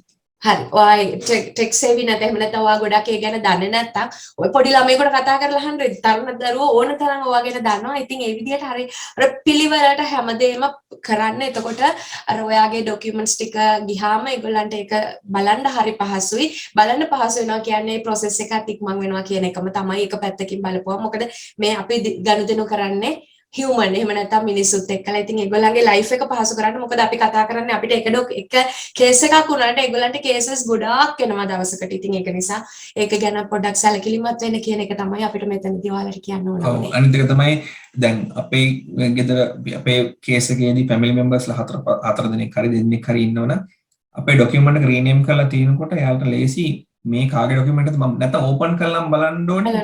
අනිත් එක සිංහල මේ අපේ ඔරිජිනල් සිංහල document එකක් ගත්තාම ඒක මොකද්ද කියලාවත් එයා දන්නේ. ඒක නිසා ඒක අපි එයාට දැනුවත් කරන එක වටිනවා. ඒතකොට එයා දන්නවා මේ ඔරිජිනල් document එකේ translation එක තමයි අපි මේ බලන්නේ. ඔව් ඉතින් ඒක නිසා මම හිතනවා ඔයගලන්ට පැහැදිලි වෙන්න ඇති කියලා මොකද්ද අපි මේ කියන්න හදන්නේ කියලා naming convention එක හරි පැහැදිලිව ඒක කරන්න කියන එක තමයි අපි ආයෙත් ඔයගලන්ට මේ මතක් කරලා දෙන්න හදන්නේ. මල්ලි දැන් හරි දැන් ඔන්න document scan කරලා ඔක්කොම කරලා ඔයා documents ටිකත් ඔන්න දැන් යවනවා ඒ දීපු email address එකට. එතනින් එහාට මොකද්ද වෙන්නේ කියලා පොඩ්ඩක් කියමු අපි දැන්. හරි. document submission එකේදී ඉස්සෙල්ලාම දැන් ගත්ත ගමන් ඊමේල් එකේ attach කරලා ඔක්කොම දරබඩ ගාලා හදිස්සි වෙලා යවන්න එපා. ඔයාගේ ඊමේල් එකේ ඔයා ඒක draft කරලා වෙන ඊමේල් එකකට දාලා බලන්න ඒක receive වෙනවද කියලා. ෆයිල් size එක වැඩි නම් සමහරට bounce වෙන්න පුළුවන්. ඊට පස්සේ එහෙම receive වෙනවනම් ආයෙ අලුතෙන් ඊමේල් එකක් ඒ වගේම draft කරලා ඒක දාලා දාන්න KCC එකට. දැන් අපේ එකේදී නම් අපේ අවුරුද්දේ නම් KCC documents submit කරන වෙනම ඊමේල් එකක් එවලා තිබ්බා. හැබැයි මේ කට්ටිය process එක පොඩක් messy කියලා ඒක වෙනස් කරා වෙන්න පුළුවන්. ඒක නිසා ඔයාලට එන guidelines ඔස්සේ ඒ email එක දාන්න. ඊට පස්සේ document එක submit කරා documents එක submit කරාට පස්සේ document received කියලා acknowledgement එකක් එනවා. අපේ යවපු documents වල මොන හරි අඩුපාඩු තියෙනවා නම් එයාලා further document request කරලා email එකක් එවනවා. කියන්නේ මොනවා හරි අපේ එකේ missing. එතකොට එහෙනම් අපි මොකක් හරි යවලා තියෙනවා ඔක්කොම ටික යවලා තියෙන එකක translation එක යවලා නැහැ. එතකොට එයාලා ඒක request කරනවා. එහෙම එහෙට මෙහෙට කමියුනිකේට් වෙනවා කියන්නේ අපේ processing ටික පරක්කු වෙනවා. ඒක නිසා හැමදෙලෙම දෙපාරක් verify කරලා යවන්න email එකක් යවද්දි ඊට පස්සේ document ටික එහෙම process වුණාට පස්සේ document processed කියලා email එකක් එනවා. එතකොට අපි ඔන්න පොඩි hope එකක් තියෙනවා දැන් ඊළඟට අපේ number එක current වුණාම අර website එකෙන් බලලා current වුණාම ඊළඟට අපේ cases ටික KCC එකෙන් transfer වෙනවා අපේ embassy එකට. මල්ලි ඔයා දැන් කිව්වා නම්බර් එක කරන්ට් වෙනවා කියලා. සහ ඒක වට වෙරිෆයි කරගන්න පුළුවන් කියලා. ඒ ගැන චුට්ටක් කතා කරමු.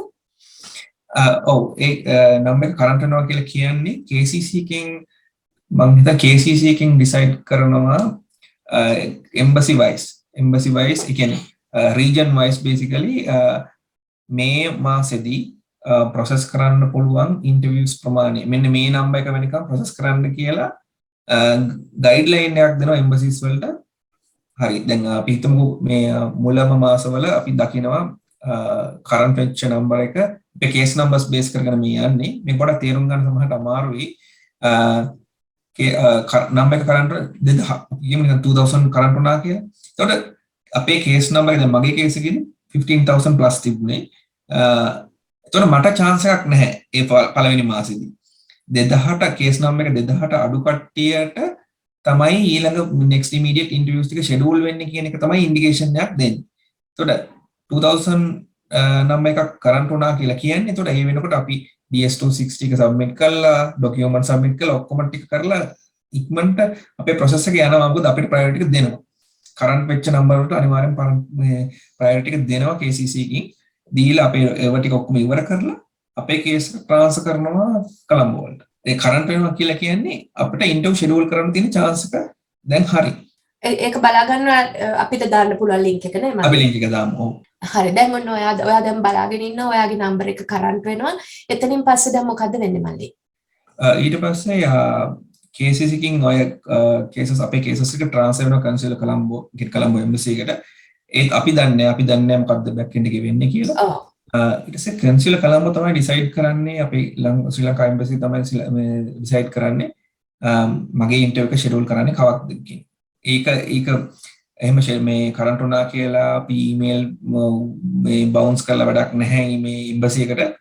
එයාලට ඒක ෆ්‍රීලි කරගෙන යන්න දෙන්න. මොකද අපිට තියෙන හදිස්සිය තව වැඩ කටයුතු ගොඩක් අස්සනේ embassy එකක් ඔය ටික කරන්නේ. ඒක නිසා අපි ඊමේල් ෆ්ලග් කරලා වැඩක් නැහැ මේ embassy එකට. එයාලා අපිට ෂෙඩියුල් කරලා එවනවා. දැන් අපේ කේස් එකේදී මට ඉන්ටර්වියු එක ෂෙඩියුල් වෙලා කැන්සල්ුත් වුණා කොවිඩ් ප්‍රශ්න නිසා. ඒක නිසා මේක මේ ඇත්තටම ඉවසීම මතයි තමන්ගේ උනන්දුව මතයිම ගොඩදා ගන්න ප්‍රශ්නයක්. ඒ කියන්නේ ගොඩදා ගන්න දෙයක් තමයි ඩීවී ලොටරි එකක් කියලා කියන්නේ.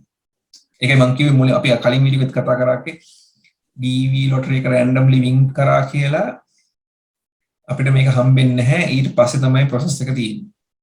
හරියට හරි.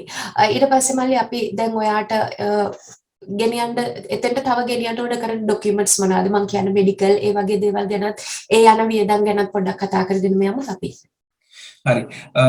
කන්සල් කොලම්බෝ එකෙන් අපිට ඉන්ටර්වියු එකට ෂෙඩියුල් කරලා ඊමේල් එක ආවට පස්සේ අපිට මෙඩිකල් එකක් කරගන්න ඕනේ. ආසිරි මෙඩිකල් මේ තමයි අපේ තියෙන බලයල ආයතනය.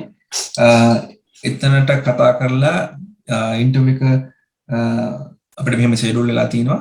මේ මෙඩිකල් එක කරගන්න ඕනේ කියලා කිව්වට පස්සේ සාමාන්‍යයෙන් අපිට වැඩිහිටි කෙනෙකුට වැක්සිනුත් එක්ක ඒ කියන්නේ ඉන්ජෙක්ෂන් කෝස් එකත් එක්ක මම හිතන්නේ 24000ක් 25000ක් විතර යනවා එක්කෙනෙකුට.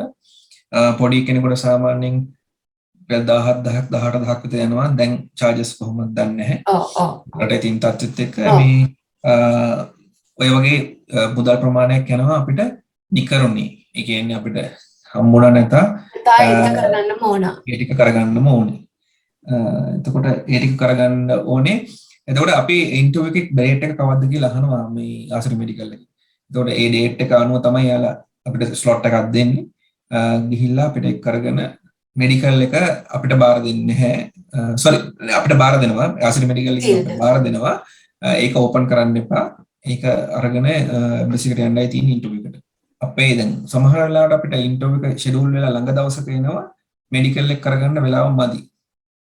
ඒ වගේ වෙලාවට සමහර වෙලාවට අපිට කරගන්න වෙනවා ඉන්ටර්වියු එකට ගිහිල්ලා මෙඩිකල් එක පස්සේ සබ්මිට් කරන්නම් කියන අවස්ථාවලුත් එන්න පුළුවන්.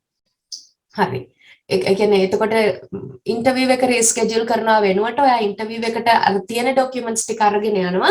ගිහිල්ලා එතකොට පෙන්ඩිං මෙඩිකල් ડોකියුමන්ට් කියලා තමයි එතකොට ඔයාව මං හිතන්නේ ඉන්ටර්වියු කරනවා ඇත්තේ. ඔව් එතකොට ඔයාට හම්බෙන ෂීට් එකේ තියෙනවා මේ මෙන්න මේ ડોකියුමන්ට්ස් එක පෙන්ඩිං මේ දාට කලින් ගෙනල්ලා බාර දෙන්න කියලා. දැන් අපේ කේස් එකේදී අපි ගොඩාක් ප්‍රශ්න මැද්දේදී අපේ ඉන්ටර්වියු කරගත්තේ අපිට ડોකියුමන්ට් ඉන්ටර්වියු ෂෙඩියුල් කරලා ඊමේල් එකක් ආවා. ඊට පස්සේ අපි ගිහලා මෙඩිකල් කරා. මෙඩිකල් කරාට පස්සේ ඉන්ටර්වියු එක කැන්සල් වුණා. කොවිඩ් සිටුේෂන් එකත් එක්ක ඊට පස්සේ අපිට එහෙම අර සිටුේෂන් එකක් ආවේ නැහැ. අපිට මේ ඉන්ටර්වියු එකට මෙඩිකල් ගෙනියන්න බැරි. එහෙම වුණාට අපේ බැච් එකේ කට්ටිය හිටියා එහෙම ගිය කට්ටිය. ඒකින්ද ඒක ප්‍රශ්නයක් කරගන්න එපා. ඉන්ටර්වියු එකට ගිහිල්ලා පස්සේ පුළුවන් මේ මෙඩිකල් එක සබ්මිට් කරන්න. හරි. එතකොට මල්ලි මේ අහපු ප්‍රශ්නයක් තිබ්බා. ඒ මෙඩිකල් එකේදී ඔයාට කරන්න තියෙන ටෙස්ට් මොනවාද කියලා. ඒ ගැන ඔයා කලින් දැනුමක් වීමක් තියනවාද? මොකද basically අපිට මේ මුලින්ම අපේ විෂන් එක චෙක් කරනවා, අපේ normal health එක චෙක් කරනවා, x-ray එකක් ගන්නවා වැඩිහිටි කට්ටියගේ. සහ blood works වගේක් තියෙනවා. blood sample දෙකක් තුනක් වගේ ගන්නවා. එක එක ටෙස්ටිං වලට ඔය US වලට අදාළ කියන්නේ වෙරිෆිකේෂන් වගේක් තියෙනවා බ්ලඩ් වලින් කරගන්න ඒ ටික කරනවා. ඊට අමතරව අපිට තියෙන මැන්ඩටරි අනිවාර්යෙන් ගමින් ගත යුතු වැක්සින්ස් වගේ ටිකක් තියෙනවා වෙරිසෙල්ලා ඒ වගේ ඒ ටික කරගන්න. හරි. ඒ කියන්නේ කොහොම නමුත් දොස්තරට කොහොමද ડોක්ටර්ස්ලා දන්නවා. ඒ කියන්නේ ආසිරි මෙඩිකල් එකේ දන්නවා මොකද්ද මේ පැකේජ් එක කියලා. ඒගොල්ලන් ඒකට අදාළව ඔයගොල්ලන්ගෙන් ගන්න ඕන බ්ලඩ් සැම්පල්ස් යූරින්ද ඒ ගන්න ඕන දේවල් ඒගොල්ලන් අරගෙන ඒ ටෙස්ට් එක කරා. ඉතින් ওই විදිහට තමයි මෙඩිකල් පැත්ත ගැන කරනකොට ඒකට යන එක්ස්පෙන්සස් අර ආයෙත් මම හර්ෂ මල්ලි කියපු එක ආයෙත් කියනවා. අපි මේ කතා කරන්නේ එයා ඒ කියන්නේ 2020 එකේ කරපු process එකේදී ගිය expenses දැන් තියෙන තත්ත්වෙත් එක්ක මේක වෙනස් වෙන්න පුළුවන්. ඉතින් දැන් ලංකාවේ මම දන්නවා මේ වෙලාවේ ගොඩක් ලොකු shortage එකක් තියෙනවා දේවල් වල මේ කියන්නේ health care එකේ. ඉතින් එතකොට මොකද්ද වෙන්නේ කියලා ඔයගොල්ලන් මගෙන් අහුවොත් අපි දන්නේ නැහැ. ඒ ගැන ඇත්තටම උත්තර දෙන්න තාම අපිට ඒ ගැන information මොකුත් නැහැ. ඉදිරියේදී ඒ ගැන මොන හරි දැනගත්තොත් මම කියන්නම්. හැබැයි දැනට තියෙන තත්ත්වය අනුව ඔය මෙඩිකල් කරන්න ඕන කියන එක තමයි තියෙන්නේ. ඒක ඉදිරියේදී ලංකාවේ තත්ත්වෙත් එක්ක වෙනස් වෙයිද කියලා කියන්න අපි තාම දන්නේ නැහැ. ඊළඟට මල්ලි අපි කතා කරමු දැන් ගොඩක් දෙනෙක් අහන දෙයක් තමයි ඉන්ටර්විව් එකට මොනවද අහන්නේ කී දෙනෙක් යන්න ඕනද මුළු පවුලෙම කට්ටිය ඉන්ටර්විව් එකට යන්න ඕනිද ඉංග්‍රීසියෙන්ද කතා කරන්න ඕනි සිංහලෙන්ද කතා කරන්න ඕනි ඒ වගේ ගොඩාක් ප්‍රශ්න තියෙනවා මල්ලි අහන ප්‍රශ්න මොනවද ඔන්න දැන් මම ඔයාලට අපව් ෆ්ලෝ එක බාර දෙනවා ඒ ගැන පොඩ්ඩක් පොඩි විස්තරයක් කරන්න ඉන්ටර්විව් එක ඒ ප්‍රොසෙස් එක කොහොමද වෙන්නේ කියලා $330ක එක්කෙනෙකුට $330ක පේමන්ට් එකක් කරන්න ඕනේ. මේක US ඩොලර්ස් වලින් කරන්න ඕනේ නැහැ. ශ්‍රී ලංකන් රුපීස් වලින් කරන්න පුළුවන්. එතකොට ඒ කාලෙ වෙද්දී US embassy එකෙන් කියනවා ඩොලර් එක වැලියු එක මෙච්චරයි. ඔයාගේ ඉන්ටර්විව් එකට මෙයා මෙච්චර ශ්‍රී ලංකන් රුපීස් මෙච්චරක් ගේන්න ඕනේ කියනවා. එතකොට ඒක ශ්‍රී ලංකන් රුපීස් වලින් කරන්න පුළුවන්. කාඩ් පේමන්ට් වලින් නෙමෙයි මම හිතන්නේ අපි ගොඩක් කලකට අපි මුදල්ම තමයි අපි අරන් ගියේ ඒකත් ඇඩ්වයිස් කරන්නේ කොහොමද ගේන්න ඕන කියන එකක් කියන්නේ මල්ලි ඒ අදාළ මුදල අදාළ විදිහටම අරන් යන එක තමයි හොඳ මොකද චේන්ජස් ගැන එම්බසි එක එතන කවුන්ටරේ අපිට තියෙන වාතාවරණය ගැන කතා කරන්න බෑ ඒක නිසා අපි අදාළ මුදල් හරිය විදිහට පිළිවෙලට අරන් ගියාම එච්චරයි එතකොට A level token එක අරන් යන්න ඕනේ ඉන්ටර්විව් එකට සහ අපේ documents අපි submit කරේ මොනවද ඒ documents ටික අනිවාර්යයි කියන්නේ අපේ originals translations අපි අනිවාර්යයි A level certificate එක ස්කෝලෙන් දුන්න එක හෝ exam department එකෙන් print ගත්ත copy එක අනිවාර්යයි සහ police certificate උත් අපි අරන් ගියා ඒකත් අරන් යන්න ඕනේ සහ medicals ටික ඔය ටික තමයි අපිට interview එකට අරන් යන්න ඕනේ සහ educational extra education certificate or degree certificate මොන හරි තියෙනවා නම් ඒවත් අරන් යන්න ගොඩක් වෙලාවට ඒවා බලන්නේ නැහැ. එයාලා ඉල්ලන්නේ මට ඕනේ A level certificate එක විතරයි කියන දේ තමයි මට නම් කිව්වේ. හරි. එතකොට මල්ලි දැන් ඔන්න ඔයගලන් දැන් US embassy එකට ඇතුල් වෙනවා නේද? එතන ඉඳන්ම අපි කතා කරමු. මොකද ගොඩක් දෙනෙක් අහන දෙයක් තමයි. ඉතින් එතනදී ඔයගලන්ට හැමදේම ඇතුළට ගෙනියන්න බෑනේ. ඔයගලන්ව ස්කෑන් කරලා තමයි ඇතුළට යන්නේ. පවුලේ කට්ටියට විතරයි යන්න පුළුවන් නේ. ඊට අමතරව කාටවත් ගෙනියන්න බෑ ඔයාගේ ඉන්ටර්විව් එකේදී. ඔයාලා ඉන්නේ පවුලේ 5 දෙනා නම් 5 දෙනාම යන්න ඕන ඉන්ටර්විව් එකට අනිවාර්යයෙන්ම. අනිවාර්යයෙන්. ඒ කියන්නේ අපේ කේස් එකේදී DS260K ඉන්නේ මෙම්බර්ස්ලා කීයද? ඒ මෙම්බර්ස්ලා ටික ඔක්කොම ඉන්ටර්විව් එකට යන්නම ඕනේ. එහෙම නොගිය කේස් අපේ අවුරුද්දේ තිබුණා විසා රිජෙක්ට්. ඒක තමයි. කේස් එක රිජෙක්ට් කරනවා.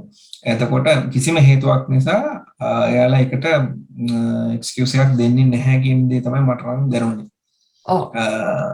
ඉතින් ඉන්ටර්විව් එකට යන්න ලෑස්ති වෙන එකේ නම් දැන් ප්‍රශ්නේ තියෙන්නේ අපි ගොඩක් වෙලාවට කොළඹට දුර ප්‍රදේශ වලින් කට්ටිය එනවා. ඉතින් ඒක ඉන්ටර්විව් එකට පැයකට දෙකකට හරි කලින් කවන්නේ ගිහිල්ලා අනික විශේෂයෙන්ම තමයි අපි ඉන්ටර්විව් එකට යද්දී අපේ වාහනේ එම්බසි එකේ පාක් කරන්න බෑ. කොහේ හරි මැරින් ඩ්‍රයිව් එකට දාලා හරි මොකක් තව කවුරු හරි එක වාහනේ ගිහිල්ලා ඉන්ටර්විව් එකට පැය දෙකකට තුනකට හරි කලින් කවන්නේ ගිහිල්ලා ඒ වෙලාව වෙනකොට කූල් ඩවුන් වෙලා අදාළ වෙලාවට විනාඩි 10කට කලින් ඇවිල්ලා එම්බසි එක ඉස්සරහා පොලිමේ හිට ගන්න ඕන. බොරුවට කලින් ආවා කියලා කලින් ගන්න එකක් නැහැ. විනාඩි 10කට 15කට කලින් ඉස්සරහා තියෙන queue එකට ගියා නම් ඇති. ඔව් ඉතින් අර දැන් ලංකාවේ වෙලාව විදිහට වැඩ කරන්න එපා මොකද අපේ ගොඩක් අය පුරුදු වෙලා ඉන්නේ 9 කිව්වොත් 9:00මාරනේ එහෙම නැහැ දැන් මෙහි වෙලාව කිව්වොත් වෙලාව ඉතින් ඒක නිසා විනාඩි 10ක් 15ක් කලින් යන එක තමයි හොඳ අන්තිම මොහොත වෙනකන් ඉන්න එපා පොඩ්ඩක් ගිහිල්ලා එතන රිලැක්ස් වෙන්න නේද එතකොට අර පොඩ්ඩක් අර තියෙන අර බය නැති වෙනවා ඒ එන්වයරන්මන්ට් එකට පොඩ්ඩක් ඔයාලා හුරු වෙනවා ඉතින් එතන පොඩ්ඩක් ඒක නිසා චුට්ටක් කලින් යන එක හොඳයි හැම වෙලේම දැන් මට පොඩි කට්ටිය හිටපු නිසා මට තිබුණ ප්‍රශ්නේ තමයි මේ පොඩි මෙක්කෙනාට මේ එයාගේ ෆීඩින් බොටල් එකක් කරන් යන්න පුළුවන්ද වතුර බෝතල් ටිකක් කරන් යන්න පුළුවන්ද එහෙම ප්‍රශ්න ටිකක් තිබුණා එතකොට ඒක අපි කලින් ඉන්ටර්විව් කට්ටියකින් පොඩ්ඩක් කතා කරලා ඇහුවා එතකොට එයාලා කිව්වේ එහෙම ප්‍රශ්නයක් නැහැ නිකන් කවර්ඩ් බෑග් වලට වඩා ක්ලියර් බෑග් එක දාගෙන යන්න පුළුවන් අපේ ඩොකියුමන්ට් එකේ අවශ්‍ය ටික ඩොකියුමන්ට්ස් ටික අපි කොහොමත් අරන් යනවා ඊට අමතරව අපිට පුළුවන් පොඩි ක්ලියර් බෑග් එකක් අරගෙන යන්න ෆීඩින් බොටල්ස් මොන හරි තියෙනවා නම් සහ එයාලට ඕන බිස්කට් එකක් මොන හරි ඕන ප්‍රශ්නයක් නැහැ ඒක එයාලා ස්කෑන් කරලා ඒක අරන් යන්න දෙනවා අපිට අරන් යන්න බැරි දේවල් තමයි ලොකු බෑග්ස් අරන් යන්න බෑ ඩොකියුමන්ට්ස් ටික අරන් ස්කෑන් කරලා දෙනවා අරන් යන්න පුළුවන් මොබයිල් ෆෝන්ස් අරන් යන්න බෑ ඊට අමතරව සාමාන්‍යයෙන් අපේ මේ ඉවෙල්ට අවශ්‍ය කරන වතුර බෝතලයක් මොන හරි පොඩි දෙයක් අරන් යන්න කිසි ප්‍රශ්නයක් නැහැ හරි බොහොම වැදගත් තොරතුරු ටික. මොකද ඕවා නිතරම අපෙන් අහන ප්‍රශ්න මල්ලි. හරි මල්ලි දැන් ඔන්න ඔයගේ security clearance වලින් ඔයා දැන් ඇතුළට ගියාට පස්සේ මොකද්ද වෙන්නේ කියලා පොඩ්ඩක් අපි පැහැදිලි කරමු. security clearance වලින් ඇතුළට ගියාට පස්සේ අපි මේ ඇතුළේ කාපාක් ඒරියා එකට එතනින් එහාට බිල්ඩින් එකකට මේ ඩිරෙක්ට් කරනවා අපිව මෙන්න මෙතෙන්ට ඔයාලා යන්න කියලා. එතනට ගියාට පස්සේ එතනදී ඔන්න ෆස්ට් ඔෆිසර් අපිට security officer කෙනෙක් හම්බෙන්නේ. එයා අපිට token number එකක් දෙනවා. දුන්නට පස්සේ අපිව interviews යන ඒරියා එකට අපිව දාලා waiting list එකේ තියෙනවා seats 5ක් හෝ 6ක් එතන තියෙන්නේ. ලොකු ප්‍රමාණයකට ඉන්න බෑ. එතන අපි ඉඳගෙන ඉන්නවා. එහෙම නැත්නම් එතන ඊළඟ කට්ටිය තාම ඉන්ටර්වයුව කරලා නැත්නම් එතන සයිඩ් එකෙන් හිටගෙන ඉන්න පුළුවන්. එතකොට එතන waiting list එකේ ඉඳලා අපේ අර දුන්න එතන security officer දුන්න token number එකට තමයි ඊළඟට කතා කරන්නේ. එතකොට අපේ case number එක ගැන දැන් මෙතන කිසිම දෙයක් යන්නේ නැහැ. token number එකට කතා කරනවා. token number එක token number එකට base කරගෙන අපේ documents ටික request කරනවා. එතකොට document අතේ තියෙන කෙනා කියන්නේ main applicant උනා නම් හොඳයි. එයාට එන්න කියනවා document hand over කරන්න account එකට. එතනදී අපිට කියන්න පුළුවන් අපිට translator කෙනෙක් ඕනද නැද්ද කියන එක interview එකේදී. ඒ translator සමහර කට්ටිය අහනවා මේ payments මොන හරි කරන්න ඕනද කියලා. එහෙම මොකුත් නැහැ. translator එයාලගේ officer කෙනෙක් තමයි අපි consul officer කාවට එවන්නේ. එතකොට එයාලා ඉල්ලනවා අපෙන් documents. එතකොට අපි documents ටික අරන් යනකොට පිළිවෙලකට මොකක් හරි file එක clear bag එක හරි අර separated folders තියෙන bag එක දාගෙන ගියා නම් original documents ටික මගේ මේවා ටික tag එකක් ගහලා ඒ ටික categorize කරලා අරගෙන ගියා නම් එයා ඉල්ලන කරුවා දෙන්න ලේසි. එතකොට එයා මුලින්ම ඉල්ලන අපේ passports ටික ඊට පස්සේ අපේ photos ටිකක් ඉල්ලනවා. අපි interview එකට තව ගෙනියන්න ඕන දෙයක් තමයි එයාලා දුන්න dimension වලට photos දෙක වගේ අරන් යන්න ඕනේ. ඒ ටිකත් ඉල්ලනවා passport ටිකත් එක්ක. ඒ ටික hand over කරාට පස්සේ එයාලා ඉල්ලනවා අපේ A level token එක. A level token එක දුන්නාට පස්සේ original certificate, translations, ඊට පස්සේ police certificate, ඊට පස්සේ sponsor ගේ affidavit of support එක කියන්නේ I-134 කියන එක සහ එයාගේ tax return එක W2 කියන form එක හරි නැත්නම් තව 104 කියලා document එකක් තියෙන ඒක දෙකෙන් එකක් ඉල්ලනවා. ඒ ටික documents එක hand over කරන්න තියෙනවා. ඔව් ඒක මම ස්පොන්සර් ගේ ડોකියුමන්ට්ස් ඔයාලට ඩිරෙක්ට් එවලා නැත්නම් මේ ඊමේල් කරලා තියෙනවා ඔයාලට කියන්න පුළුවන් දේ වෙලාවේ ඊමේල් එකට එවලා තියෙනවා කියලා. අපි කියන්න ඕනේ මේ අපේ ඉන්ටර්වියු එකට කලින් අපේ කේස් නම්බර් එකට against ඔයාලට ડોකියුමන්ට් එකක් එවලා ඇති ඒක රිෆර් කරන්න කියලා ඊමේල් කරලා තියෙන එම්බසි එකට කියලා. ඊට පස්සේ ඔබ දැන් ඉන්ටර්වියු එක හරි. ඔව්. දැන් ડોකියුමන්ට්ස් ටික hand over කරාට පස්සේ කියනවා ඒ ડોකියුමන්ට් කලෙක්ට් කරන ඔෆිසර් කියනවා ඔයාලගේ ඊළඟට තියෙන පේමන්ට් එක එල්නිකන් අපි අලුත් එක්ස්පීරියන්ස් එකකට ගෙනියනවා මේක මේ පේමන්ට් එක කරාට පස්සේ මේක රිවර්ස් රිෆන්ඩ් කරන්නේ නැහැ ඔයාලා මේක කරගෙන යන්න ඇග්‍රීද කියන්නේ. එතකොට ඉතින් අපිත් බලන්න මොකද්ද මේ වෙන්නේ කියලා. එහෙම ප්‍රශ්නයක් නැහැ. අපි මොකද ආවේ එක ගෙවලා හම්බෙනවා නම් හම්බෙන්නේ නැත්තම් නැති වෙන්නේ කියලා. එතකොට නැස්ති පිට. අපි ඒකට ඕත් එකක් දෙනවා. අපි මේක අවුලක් නැහැ කියන එක. ඊට පස්සේ අපි ඊළඟ කවුන්ට් එකට දානවා payments වලට. එතකොට එතනදී අපිට පුළුවන් අපි අරන්ගේ මුදල් භාවිත කරලා අපේ මේ full payment එක එතනින් කරන්න. ඒකට receipt එකක් දෙනවා. ඊට පස්සේ අපි ඔන්න ආපහු waiting list එකේ ඉන්නවා consul officer අපිට කතා කරනවා. consul officer කතා කරන්නේ standing interview එක මුළු family එකම ඔන්න එතෙන්ට එකයි යන්න ඕනේ. දැන් මගේ case එකේදී 5 දෙනෙක් හිටියා.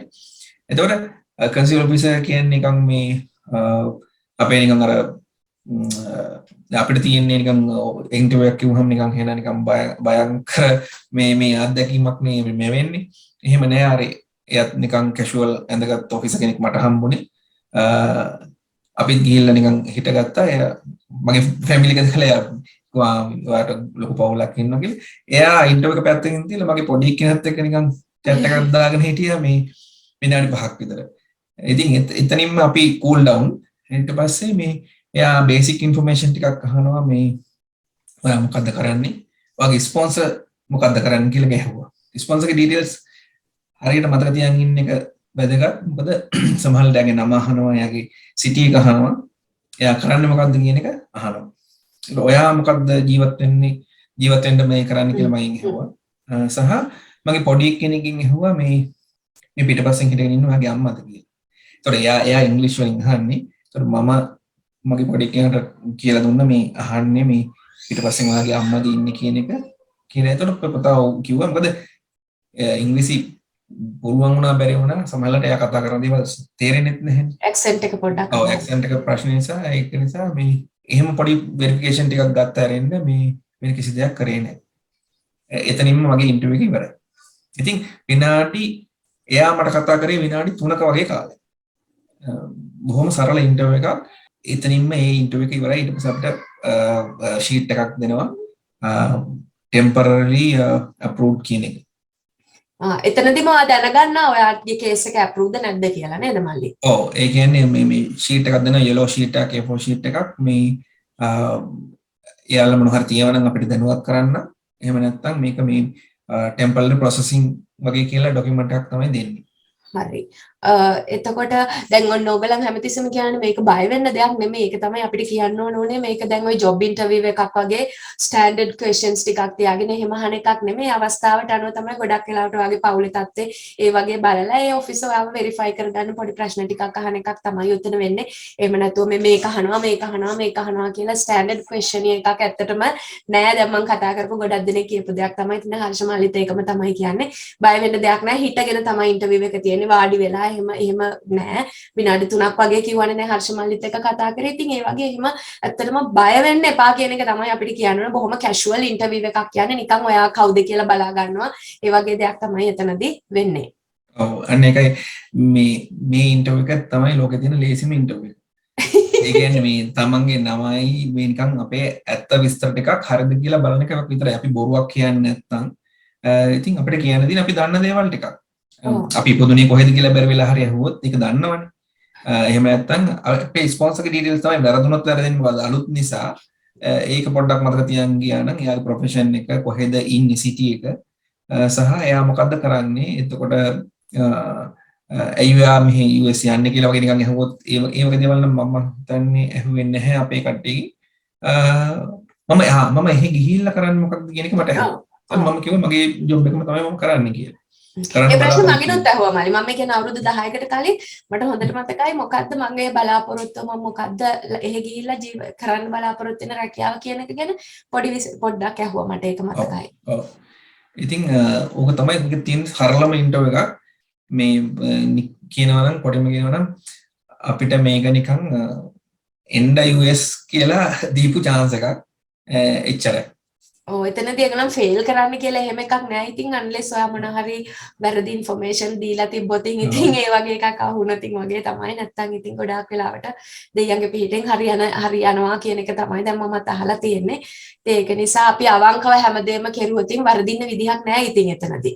එතකොට මල්ලි වීසා ෆී එකට අමතරව තව $220ක පේමන්ට් එකක් තියෙනවා කියලා තියෙනවා. ඒක ගැන පොඩ්ඩක් ඔයා පැහැදිලි කිරීමක් කරමුද අපි? ඒක කොයි වෙලේද ගෙවන්න ඕනේ වගේ දෙයක්? ඒකක්කේ මේ ගවන්න තියන්නේ $220 පේමන්ට් එකක් කරන්න තියෙන්නේ අපේ ග්‍රීන් කාඩ් එක ප්‍රොසෙස් කරන පේමන්ට් එක ඉමිග්‍රේෂන් ෆී එක. එතකොට ඒක අපිට පේ කරන්න කියලා එයාලා දැනුවත් කරන්න අපිව ඉන්ටර්විව් එකකින් පස්සේ අපිව අප්රූව්ඩ් නම් පාස්පෝර්ට් කලෙක්ට් කරගන්න කියලා කෝල් එකක් හරි ඊමේල් එකක් හරි එනවා. ඒ කලෙක්ට් කරගන්න ගියාට පස්සේ අපිට දෙනවා සීල් ඩොකියුමන්ට් එකක්. අපේ ෆැමිලි මෙම්බර්ස්ලා ඉන්නවනම් මේ X නම්බර් එකක්. එතකොට අපිට හම්බ වෙනවා envelope X නම්බර් එකක්. ඒ කියන්නේ 3 ඒවා සීල් ડોකියුමන්ට්ස් ඒවා ඕපන් කරන්න එපා කියලා කියන්නේ US වලට ලෑන්ඩ් කරනකම්. ඒකේ හැම yellow envelope එකකම උඩ කවරයක් A4 print out එකක් දාලා තිනවා ස්ටෙප් එක කරලා තිනවා අපේ ප්‍රොෆයිල් එක. ඒ කියන්නේ මේ ડોකියුමන්ට් එක මෙන්න මෙයාගේ මේ ෆැමිලි මෙම්බර්ස් ලගේ ඩීටේල්ස් උඩ දාලා තිනවා. එතකොට ඒකෙදි තව ඇඩිෂනල් ගයිඩ්ලයින් එකක් හම්බ වෙනවා $220ක් ගෙවන්න ඒක ඔන්ලයින් ගෙවන්න පුළුවන්. එහෙම නැත්නම් ඔයා US වලට ලෑන්ඩ් කරලා ගෙවන්න පුළුවන්.